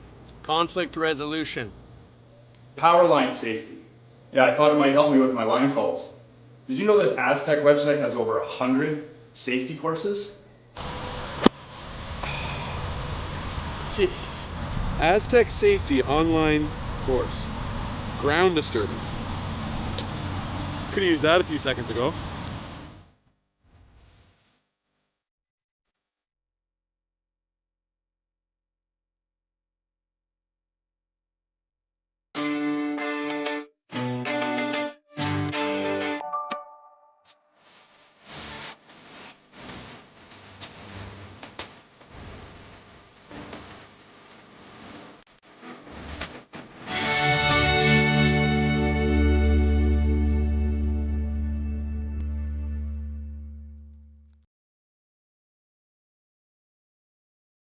Live curling rocks. And this November, the best in the world are coming to Tahoe. Get your seats now at gsoctickets.com. But hurry, early bird pricing ends soon. Welcome back, everybody, to this quarterfinal match at the Henderson Medal Fall Classic, presented by Coyote Tractors of Ontario. My name's Gord Copperthorne. I'm joined this evening by Sean Joyce. We are coming to you live on Curling Stadium as part of the Curling Zone offering. If you're interested in any of the other scores on the other sheets, feel free to take a peruse of Curling Zone. They do a great job of keeping all the stats up. If you like what you're seeing and hearing, feel free to like us, click a happy, add a comment, subscribe, whatever makes you feel good. So, 5 under the belt, 5-3 lead. Is anybody feeling like they're in the driver's seat? Well, Dunstone probably does right now, but I mean, it's not so comfortably in the driver's seat that they can afford to let up. It does change the shots for them here. You see them play their first 2 rocks into the rings in the middle, and now I think they might play this as a tight guard. They might even play it right in. didn't see him indicate how high he wanted it, but you want to keep everything on the middle. Van Amsterdam through 2 corners, and this is that cat and mouse game, the jockeying for position. We talk about it so often. Dunstone's not thinking about stealing. That's not the reason he's putting the rocks in the middle. He's putting the rocks in the middle to force Van Amsterdam to deal with them sooner or later. And while Van Amsterdam's dealing with the rocks in the middle, Dunstone's going to deal with the rocks on the corner, and it's see who can deal with the opposition stones faster and get their end set up. And is Dunstone thinking, I do not want blank? Or does Dunstone want blank? You know, with a 2-point lead, he's probably okay with a blank here because Van Amsterdam is starting to run out of ends. What he doesn't want is he wants to keep Van Amsterdam on the defensive. So you keep the rocks in the middle. Probably not happy with the lineup they got on that because there is the lineup where he could get the triple and probably keep a shooter on the corner. Mm-hmm.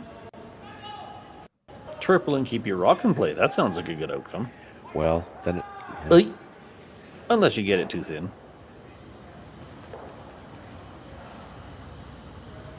Well, to your point, that used up one of Van Amsterdam's rocks. Yep. And he would have the option. He does have the option. Absolutely. There are some teams that go up and rip a corner guard right now. But if he keeps throwing the tight centers now, he can force Van Amsterdam to continue to play defensive shots. He's got to deal with those rocks in the middle before he can set up anything in the corner. Now, I would normally say drawing is offensive, hitting is defensive, but Van Amsterdam seems to think hitting is offensive, so... Well, and this draw is really a defensive shot. Again, he's not looking to steal here. You're trying to keep Van Amsterdam from playing straight out offensive shots. He's hitting right now, hitting a guard. Yep. Unless it overcurls. Well, you got most of the Which it might have. Not sure you're losing both yellows, but you're definitely losing a yellow and can keep your shooter. That seems You planned. could lose both of them if you're content to lose your shooter. Throw some weight, just pick it over the top and get them both that way, which honestly at the end of the day might not be the worst call. That you get the 2 yellows out, any kind of draw around that guard's now a little bit higher, you might be able to make a play on it. I think they called nose hit and stick. Yeah, and this is fine too. Like, never wrong to try to keep your shooter in the house on this. Never wrong to have backing behind it either when you're trying to score 2. We're working it for some curl. It's got lots of air on the guard. Moving over nicely. I'm not sure he got it out. Perhaps a little lighter than he expected, but they got the positioning on the front. Yeah, but sitting 2, you might see a guard now. You mean like that? All right. Dunstone looking to throw some more clutter in the way. That's going to be even more of a cause for Van Amsterdam to smash things out front, I assume. There's lots of 4-foot to draw to, but drawing for 1 wouldn't be a great thing right now. No. So Dunstone and friends looking for a halfway to tight guard. Some overlapping to make the run backs and on option. Certainly not heavy here. Is he going to get an overlap? Not quite.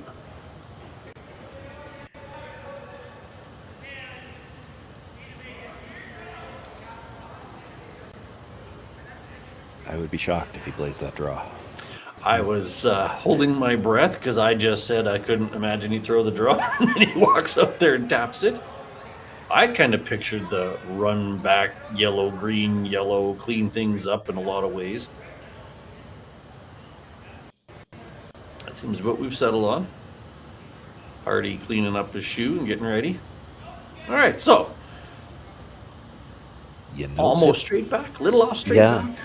Well, you nose hit it. You're awful close to doubling the yellows that are in the house. The conundrum being your shooter would stay as a center guard. It would. A little speed wobble there. And a pop. And judging by Parker jumping on it, they need more curl. All right. Couldn't hit it on that side. Well, a yellow. Hung it on for second. I'm milking this for positive. I'm struggling. You took yours out of the control zone. You left the guard. At least it's green. But now Dunstone's just saying thanks for the interference to hide behind. Well, and half the sheet's gone. Like there's nothing on the outturn side. Short of really long raises.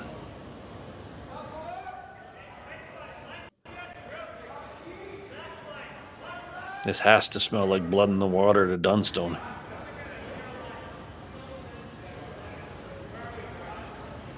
All right. Yeah, they keep sweeping this for curl, though. They're going to end up deep. I was just going to say, it doesn't look like it's stopping anything short of T-line. That's a strange to see mistake. Yeah, you got to draw now. I think Evan is on the same page as you. There is no other recourse. First to the forefoot.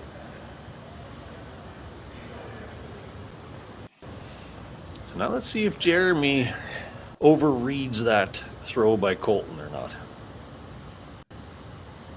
Trust your delivery. Trust the numbers your front end gives you. Looking for top 4, right? Yeah, just nibble top 4. And Jason's not a big fan of this.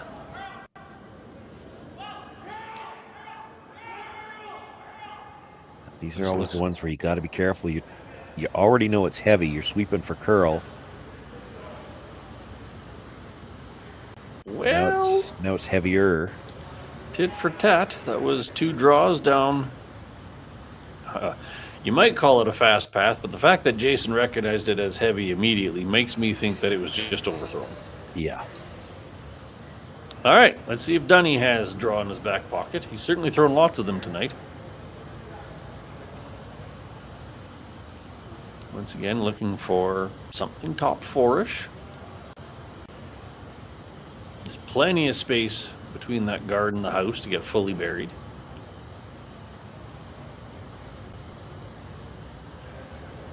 End up sitting, what would it be, sitting 3? That's a pretty pressure moment. Yeah, and Evan might have nothing other than to try the run back. Unless he tries the audacious nose freeze to set up the run back for 2. That would be really hedging your bets. All right, well, let's see if they've accommodated for this path. Sweepers are on it early, so he's certainly not heavy. It's getting real tight to that guard. Are they by? Ooh, a little chap off. If it spins, you can take the pass away. Yeah, it's fun at the end. That's a positive miss. That's not leaving a lot of choices for Evan.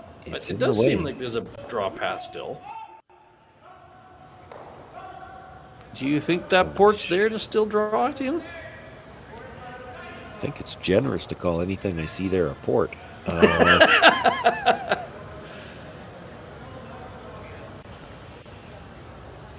That's what I'm seeing. Their best way in is probably off their own, but mind you, if you make that now, that might be your shot. You try to get in some other way, that might be your only shot for 2, is to come in off your own.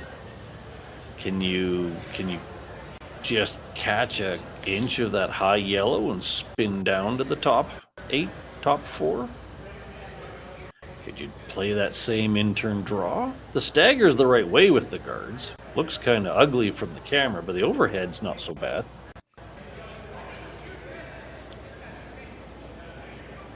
I like the hit and roll. I don't love it on your first one, because if ever you miss it, you really got nothing. I think they're playing the draw here. Same shot again. Yeah. I mean, it looks like it's probably there from the shots that we've seen. It's not going to look good from the hacks, because that port definitely looks less than a rock's width wide, but they've all been curling coming in when you've got the right weight. Those couple of heavy draws didn't seem like they were moving, but they were heavy. Yeah, they had break. There is a bit of a J curve to it. And as I always tell people, ignore the rocks when you're throwing a draw around one. Just pretend they aren't there and throw the clean draw. Because you're right, those things can get in your eyesight and then you panic and you pitch it. Well, Jason's down, so that's a good sign.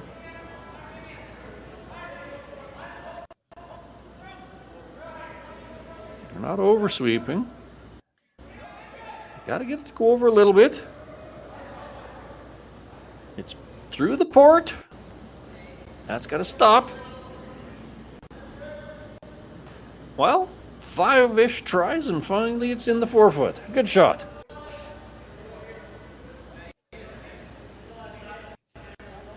Wow, there's a lot of rocks to take into account with the rest of this strategy. So what are you thinking here? Well, I'm thinking there's no chance I'm playing the shot that Matt's looking at. Wait, you hit that first one thin, you come back and kill the 2 yellows at the back, and it's 3. Yep.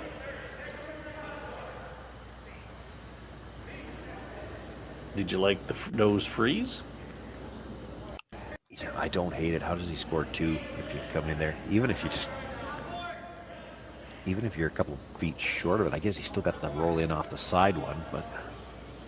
My first reaction was they just follow it down and freeze it and let him have that long hit and roll. Like that. You can play the hit and roll yourself. I mean, you actually might be able to make it to the back of the button and you're shot rock, then you steal. Fair. I don't think you're ever coming off that one on the outside. There's the potential there for an absolute disaster. I would think the freeze is the easiest. The hit and roll's the best outcome, being the one that's over kind of on the left side of the tee lane. It's high enough up. You look at where you make contact. You could probably get to the back half of the button and sit shot rock. Yeah, throw peel with the right turn. You could technically use one of those 2 yellows on the right side to try to get him off the button. Again, awfully risky, because if you ever kill those 2 yellows at the back, you're bringing 3 into play.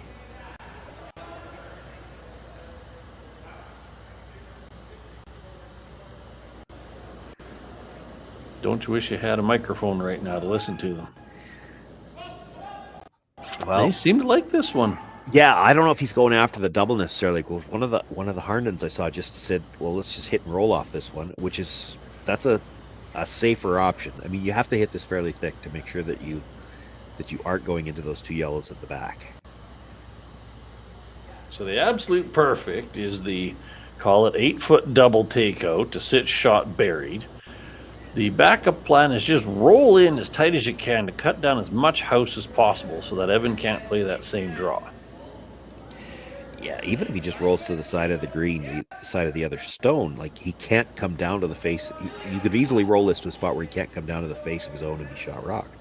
So then he's got to play the shot off the outside edge. All right, so this is probably going to have a bit of weight to it. So let's see what they got. Yeah, it's got to, because he's got to hit the first one thick. You can't. Coming out with a missile. EJ's on it. It's got to be close.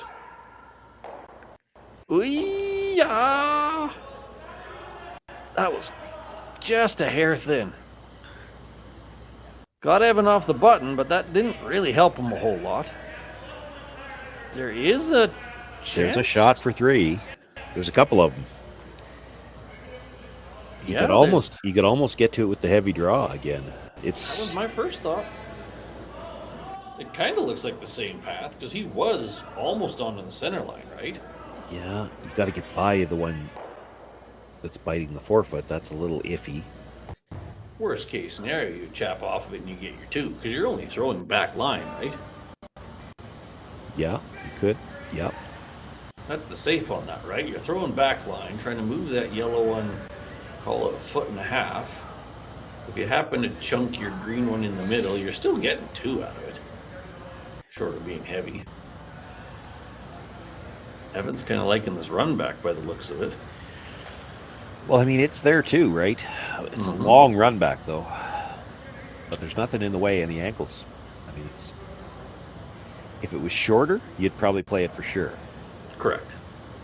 There is the potential to take your own rock out with that, though. Yeah.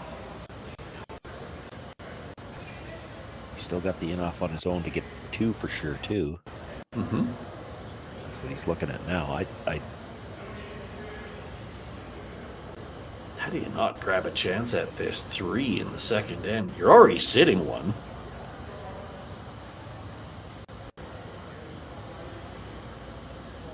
It's so funny, the overhead really makes that draw look appealing, but the straight on makes the draw look horrible. But that was your point on his last draw, too. Yeah. He's playing the run back. So we're looking for just a hair on the high side. Call it 7/8 on the green, up the high, mid guard. All right. Make this your champ. He already made that triple for 1, so why not do another one? He's got hitting going well for him.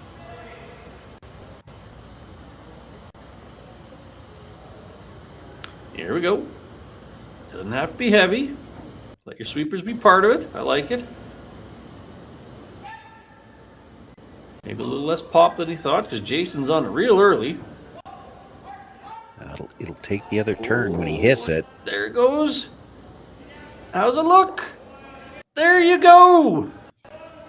Excellent shot for 3. Nothing like a 15-foot run back for your 3. That makes the score 6-5. What does this look like? Walk us through it.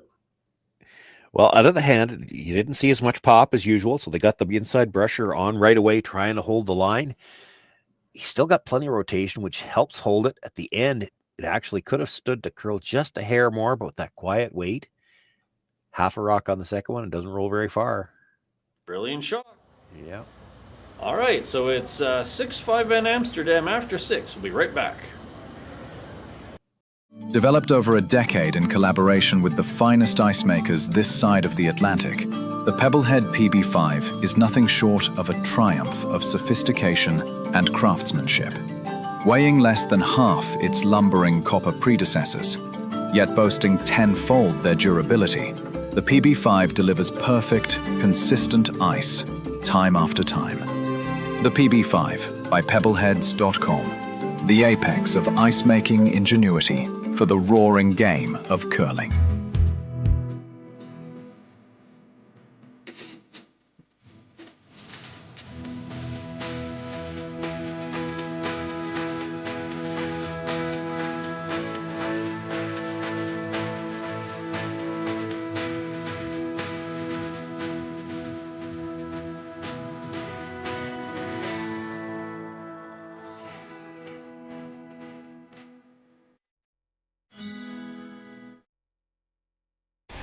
The 2025-2026 Grand Slam of Curling schedule is out, with big events happening all over Canada, like the Masters heading to London in September, the Tour Challenge from YNCU this October, the Canadian Open from Saskatoon in December, and the Players' Championship from Steinbach coming in January.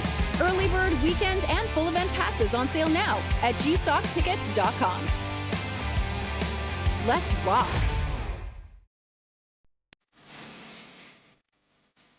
I've got this one.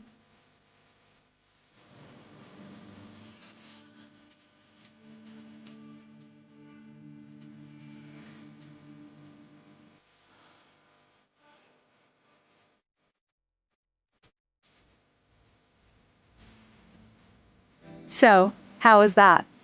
Wonderful. Now let's do it again. Video assurance, a commitment to quality.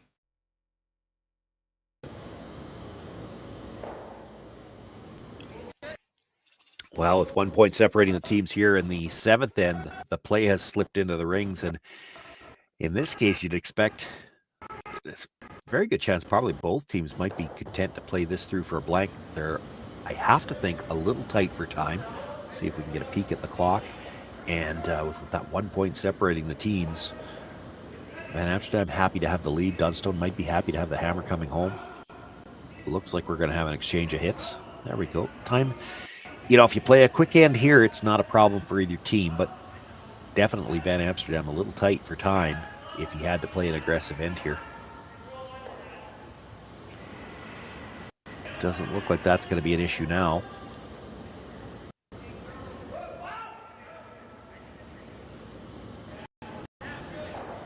Oops, I almost spoke too soon. If you go by that changes things.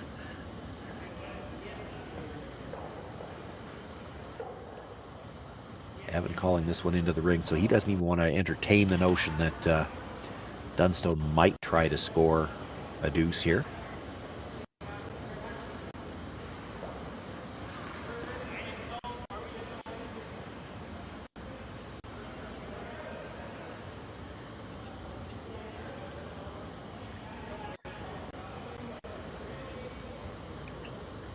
One of the things that does get interesting in this situation, and I don't think it's going to be a factor here. You've heard me talk about it in some of the earlier broadcasts on ice that's got a little bit more swing to it, where you maybe feel that deuces are a little easier to come by. You might prefer to have the hammer coming home, even trailing by 1. And if that's the case, and if both teams are thinking that way, you might look at freezing something at the end just so the blank's not there. Don't see that being an issue today. I think Evan will be content to just exchange hits here and let Dunstone have the chance for the blank. All right, so we're just going to have a nice, easy 7th is what I'm hearing. Well, for at least a few more shots. I don't think Evan will play the freeze at the end, but... Well, does either team fear any particular outcome here? Well, not the way it's shaping up right now. I guess Dunstone doesn't want to get stuck with a single very bad, but, I mean, it's not looking like that's going to happen. I still think the clock's factored in here, right? If Evan wasn't starting this end at under 6 minutes, he might have tried to force a little bit harder, but he kind of needed to bank some time too. So the play comes into the rings, and now the teams are content to exchange hits. And on this ice, where it's maybe a little harder to assume you're going to get a chance for 2, Evan's pretty comfortable having being 1 up coming home. Again, on ice that curls more, you might be a little bit more inclined to say, well, we want somebody to score this end, and that way we've got either a 2-point lead or the hammer coming home. Correct. But at the same time, risk is going to be as close to 0 as possible this end for both teams. Yeah. Yeah, you don't want to leave that just out of the rings. A little bit of a mistake in not leaving your rock there, but doesn't really change the outcome too much, other than your score sheet might give you a 2 out of 4 for it. Put it back in the 4-foot. I suppose the one downside there is that had you walked it all the way to the front, you might have got a sneaky, weird kind of guard if we had walked it out of the house.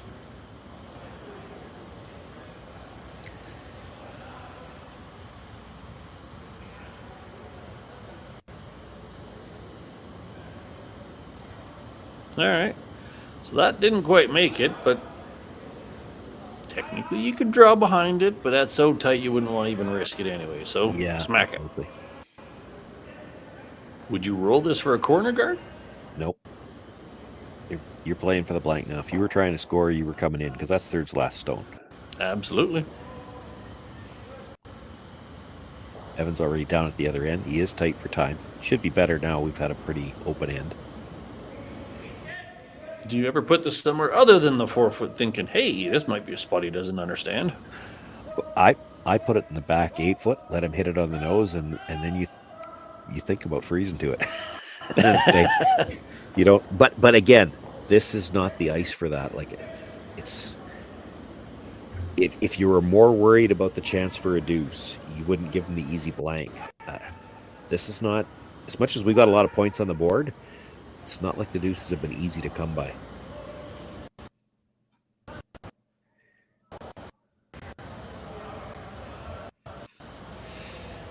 Well, they chose to put it right on the tee line, so your little freeze opportunity is not an option, but that's okay. You freeze to it now, he's drawing for... You hit this on the nose, you freeze to that, he's drawing for 2, so I don't think you're going to give him that.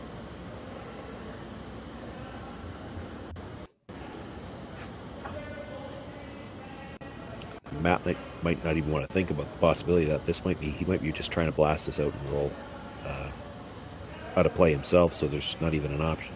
You will see teams do that in a stone in the back of the house.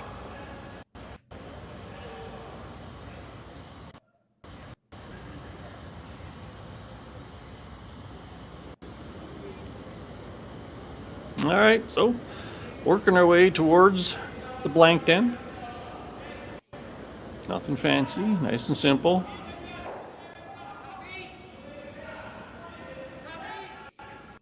Trying a slightly different spot in the house. Not that it makes a huge difference, but maybe you get a little bit of a gaff out of them.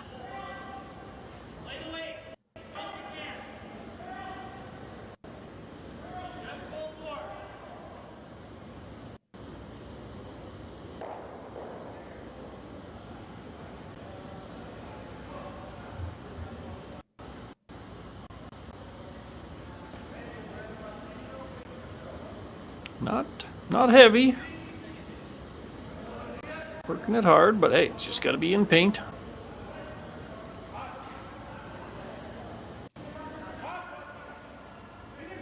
There we go.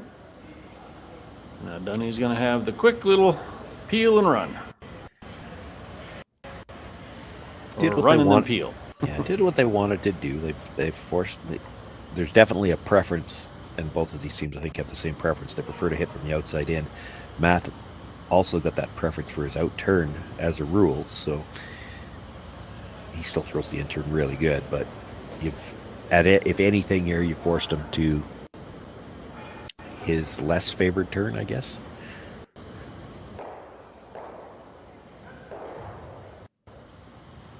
All right, so here we go.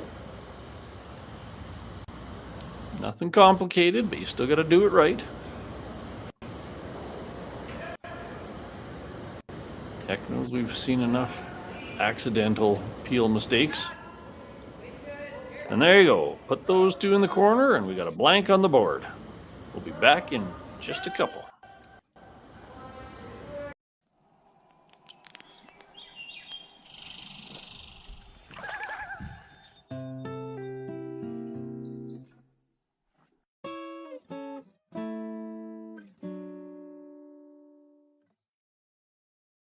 Developed over a decade in collaboration with the finest ice makers this side of the Atlantic, the Pebblehead PB5 is nothing short of a triumph of sophistication and craftsmanship. Weighing less than half its lumbering copper predecessors, yet boasting tenfold their durability, the PB5 delivers perfect, consistent ice, time after time. The PB5 by Pebbleheads.com, the apex of ice-making ingenuity for the roaring game of curling. Live curling rocks. And this November, the best in the world are coming to Tahoe. Get your seats now at gsoctickets.com. But hurry, early bird pricing ends soon.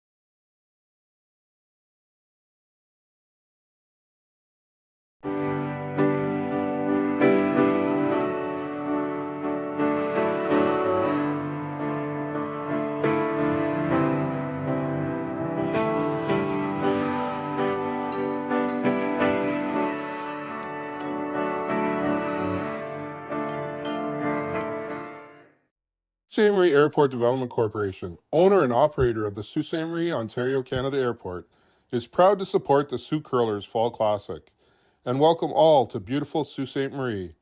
The Sault Ste. Marie Airport. Go there to get anywhere.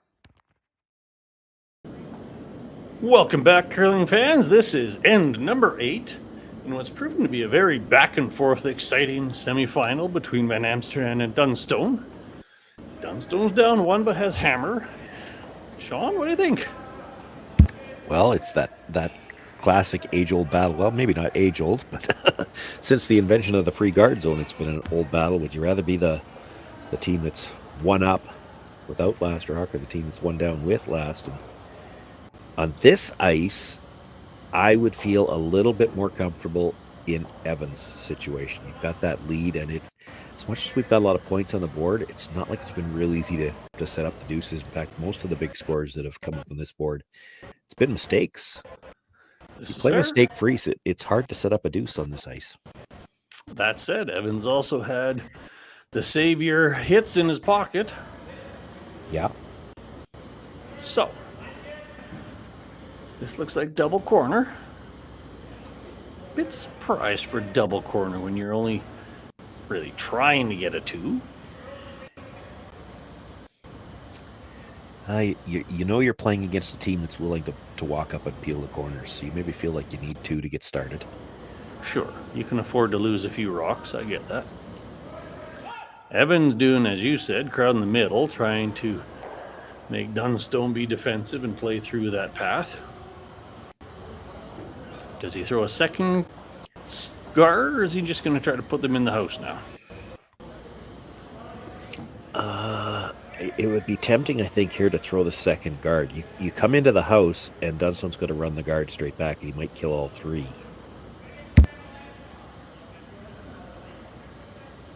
Just needs to curl.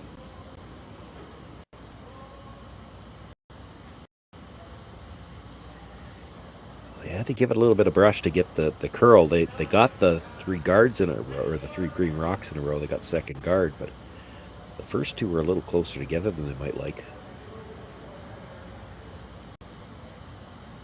Maddie thinking they're going to play the freeze on the shot stone for now.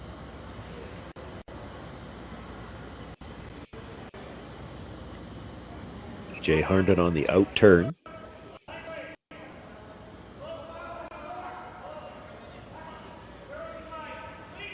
Rushers were waiting for a line call. They've been off and on. They know the weight's close.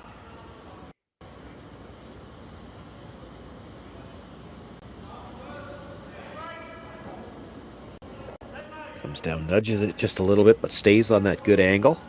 It's a good spot.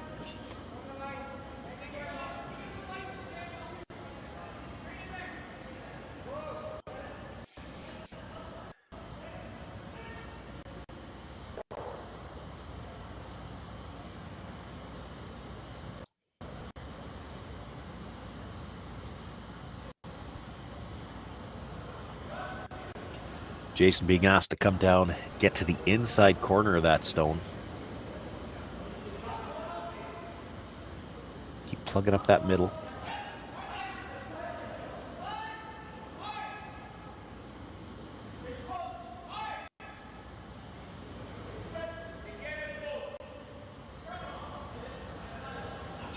Both brushes working it.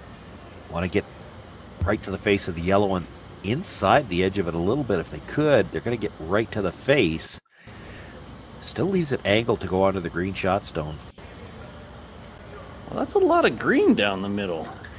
It is, but the angle's right now not bad for Dunstone, and still hoping to set up one more angle. You could do it either way. You could freeze half on that green stone in the 8-foot, and then because of the drag, everything's queued up to kill the 2 greens. Seems tempting. You could play the intern too. You could play the intern and quarter free shot rock and have it from both sides. This is the one they've been playing. Leaving the intern just for, hey, I need that later. Yeah, maybe. Well, and the end's been played this way. They know this spot. Mm-hmm. Ooh, that was I thought a little more pop than he had on the first one. We'll say he slid an arrow. Could be. When you've curled as much as EJ, there's a reason for it. We're going to go with that. All right, so they're trying to just weld this on to make a real nice angle for a potential future double takeout. Little separation. Well, now, that's a pair of nicely frozen yellows. I'm seeing visions of heat and lots of green things leaving. I think Evan is as well, because he wants to change those angles. Yeah, he wants to change the angles just a little bit. You get to the nose of that one, tap it back a little bit. So what's going to happen is you're going to get the first green stone is going to angle better on the second yellow stone. And if you get to the nose, the angle on the first 2 should be good, because that yellow is going to pop out to the right as we look at Evan just a little bit. Mm-hmm. Mm-hmm. And Evan's no stranger to this, being a mixed doubles player. Manage the angles. And this doesn't have to be weight. You're probably just looking for a heavy draw. Yeah, not even all that heavy. Like back 4-ish. Well, the sweepers are both on it quick. Much, much, much tighter coming by the front. Looking a little bit on the light side, maybe. Oh, he's passed. Boink. That's perfect. That was a great shot. Kudos to the sweepers. They got it past and made an excellent shot out of it. Okay, Master Dunstone has to readjust the angles, but how do you get away with that? Well, he might be looking at playing weight this time. Counting on some drag. Theory being you can drag that first yellow kind of straight back into the green. Yeah, I'm not entirely sure you can't get it past the green and play the yellow green in the 4-foot too, which wouldn't be the end of the world. So as long as that pop yellow everything drags down and hits something, you're pretty happy. Yeah. And I do think kind he of wants to keep the shooter behind the corner. I was thinking control, but with that broom, I don't think they're playing much more than bumper. That's kind of where I was at too with that. I don't normally play drag weight hits with board weight, but hey, seems to be working for them. Unless to the point they're just going to bust up all the ankles.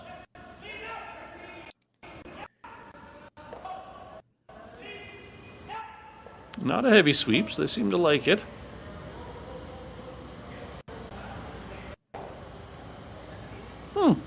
Not the way we spec'd it out.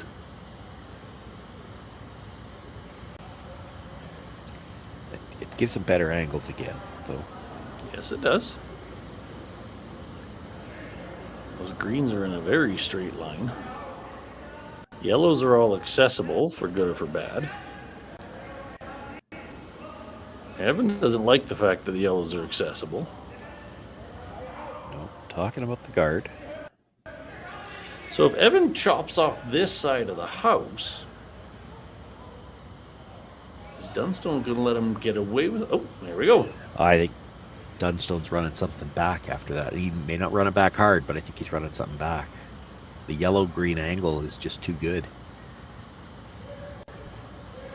Hard to take it away without staggering. You'd have to play something into stagger somehow or another. Mm-hmm. Kind of looks like you could go straight back with the greens and get a bunch of green ones moving. If you did it brilliantly, you might leave at least one yellow behind. But this short yellow into green, possibly drag into the other green, is not good for Van Amsterdam. There is, of course, the in-turn draw side for a potential 2 that they've been leaving open the whole time.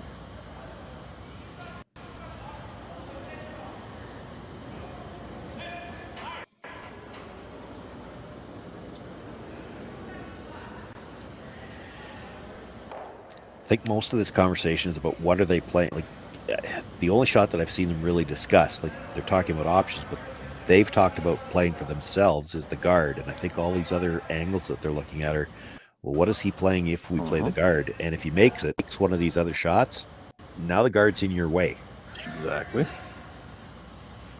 Is there any play where you go back into the house and just jiggle things a little more?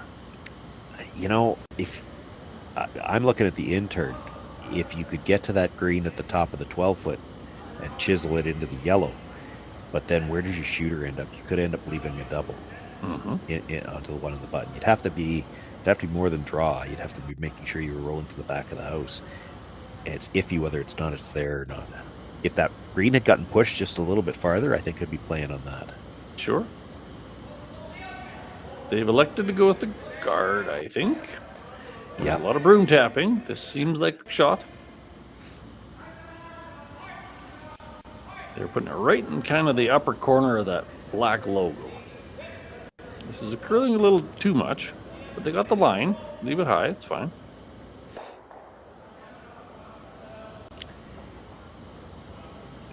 Yeah, he knows that though, and it's still.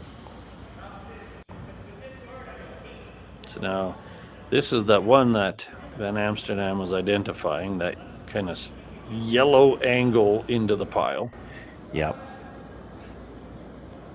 I don't know if you play that here. They're We're going to call timeout. Your third's last stone here. If you play it here and you don't make it, what do you have left? Now he's he certainly expects he's going to make contact with something. It does seem a bit early to chase that one. It's always going to be there. The problem is the green guard, to make anything off the guard that he just threw, it's straight back. And if you just miss it a sliver, you're still leaving it guarded. Do you ever run the middle green back into back? That I could see a scenario where green's sitting 3 after that. Yep. And that's not a good scenario. No. And just double peeling the center guards isn't great either, because then all the angles that you're exposing are green onto yellow. So I don't think he wants to peel those now.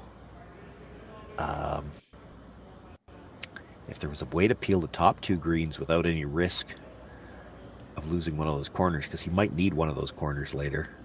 I was just going to ask, is there enough room to come around and promote that yellow one? Yeah, I don't think so. I think he's playing the straight back. All right.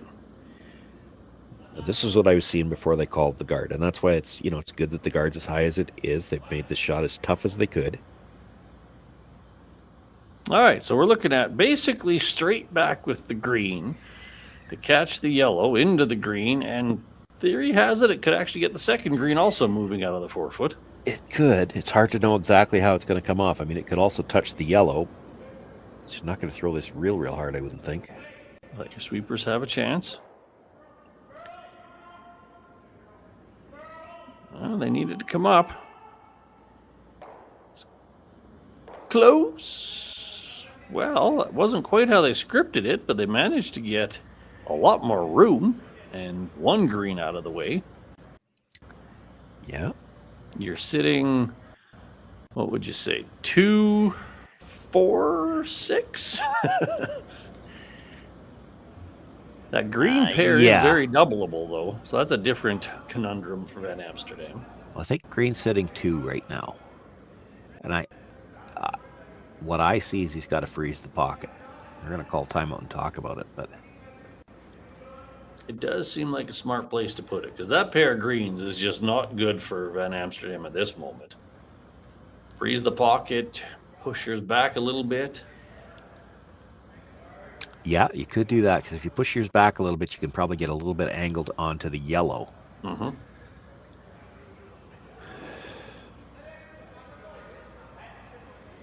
It seems like the smart play here.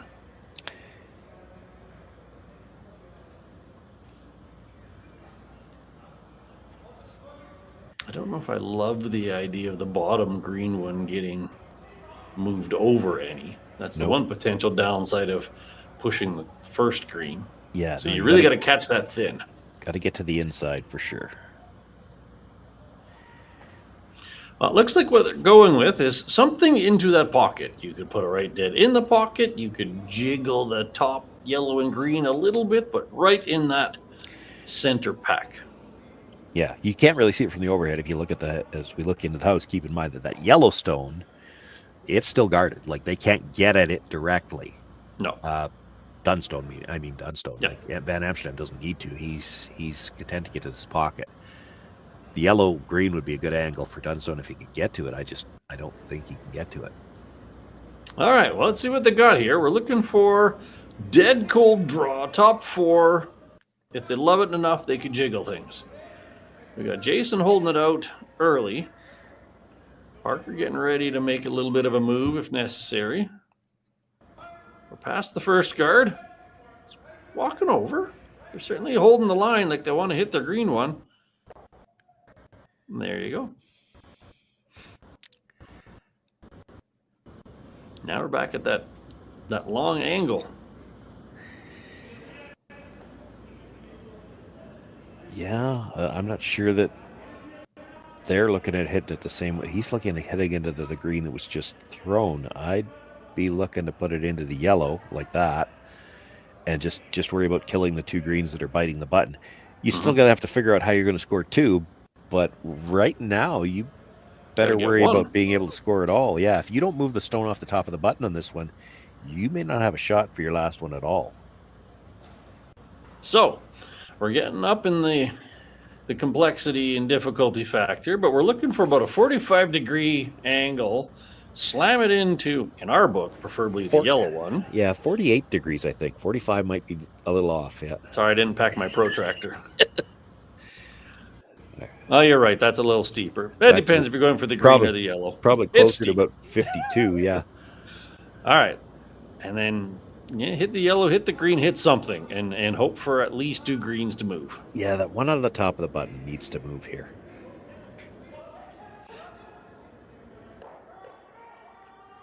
Well, they must be close. Ooh, too thin. Skins it over the top of everything and hits a useless little green over on the far side, and has now left himself very little over there. There is a he can come off the green into the yeah. yellow, and but it's only going to be for 1 because that green at the top of the 4-foot, you're never getting rid of it. So is that what Evan says I don't want you to have? Because he's got choices now. What does he want to take away?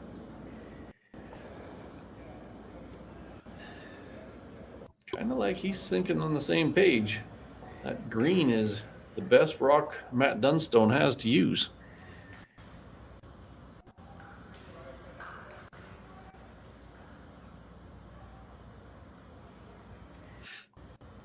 You know you're in a decent place when you're taking out your own rock just to remove options.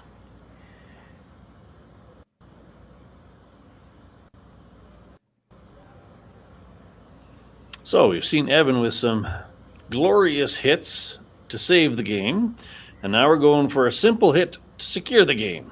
Let's see what we got.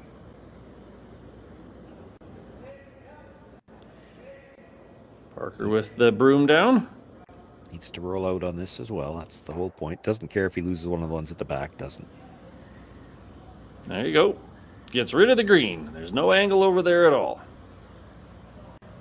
So what are you seeing, Sean? I'm seeing double green guards into trying to triple the 3 out of the 4-foot for the win. I was half expecting you to say I'm seeing handshakes, but that's okay. No, it's green onto green. Come back, get it a little bit over the top of the one in the top of the 4-foot with some big weight and a little bit of action. If you can touch 2 of the ones at the top of the 4-foot, that one at the or 2 of the ones touching the button, the one at the top of the button should be spinning, or top of the 4 should be spinning after he hits those 2. So I'm saying there's a chance. So in the scorebook, we're putting this down as double raise run back triple. Yeah. Or I guess run back quadruple. Let's call it that one because it sounds more glorious. Sure. Double raise run back quad. And what I will grant is I think the angle's there to actually make it. I believe it's there. Your margin of error is a 0.5 millimeter, but hey, you just got to make it. There's 1, 2, 3, 4. Oh, you hit the yellow one. Yeah, he didn't hit the right combination of rocks. He made the right number move, but all right. So Van Amsterdam steals 1 in the 8th end. Fascinating and an exciting 8th end. And he takes the 7-5 victory over Matt Dunstone in the quarterfinal to move on to Sunday morning. Feel free to watch Curling Zone on other channels or check the scoreboard to see who else has moved on. And we will see you all in the morning.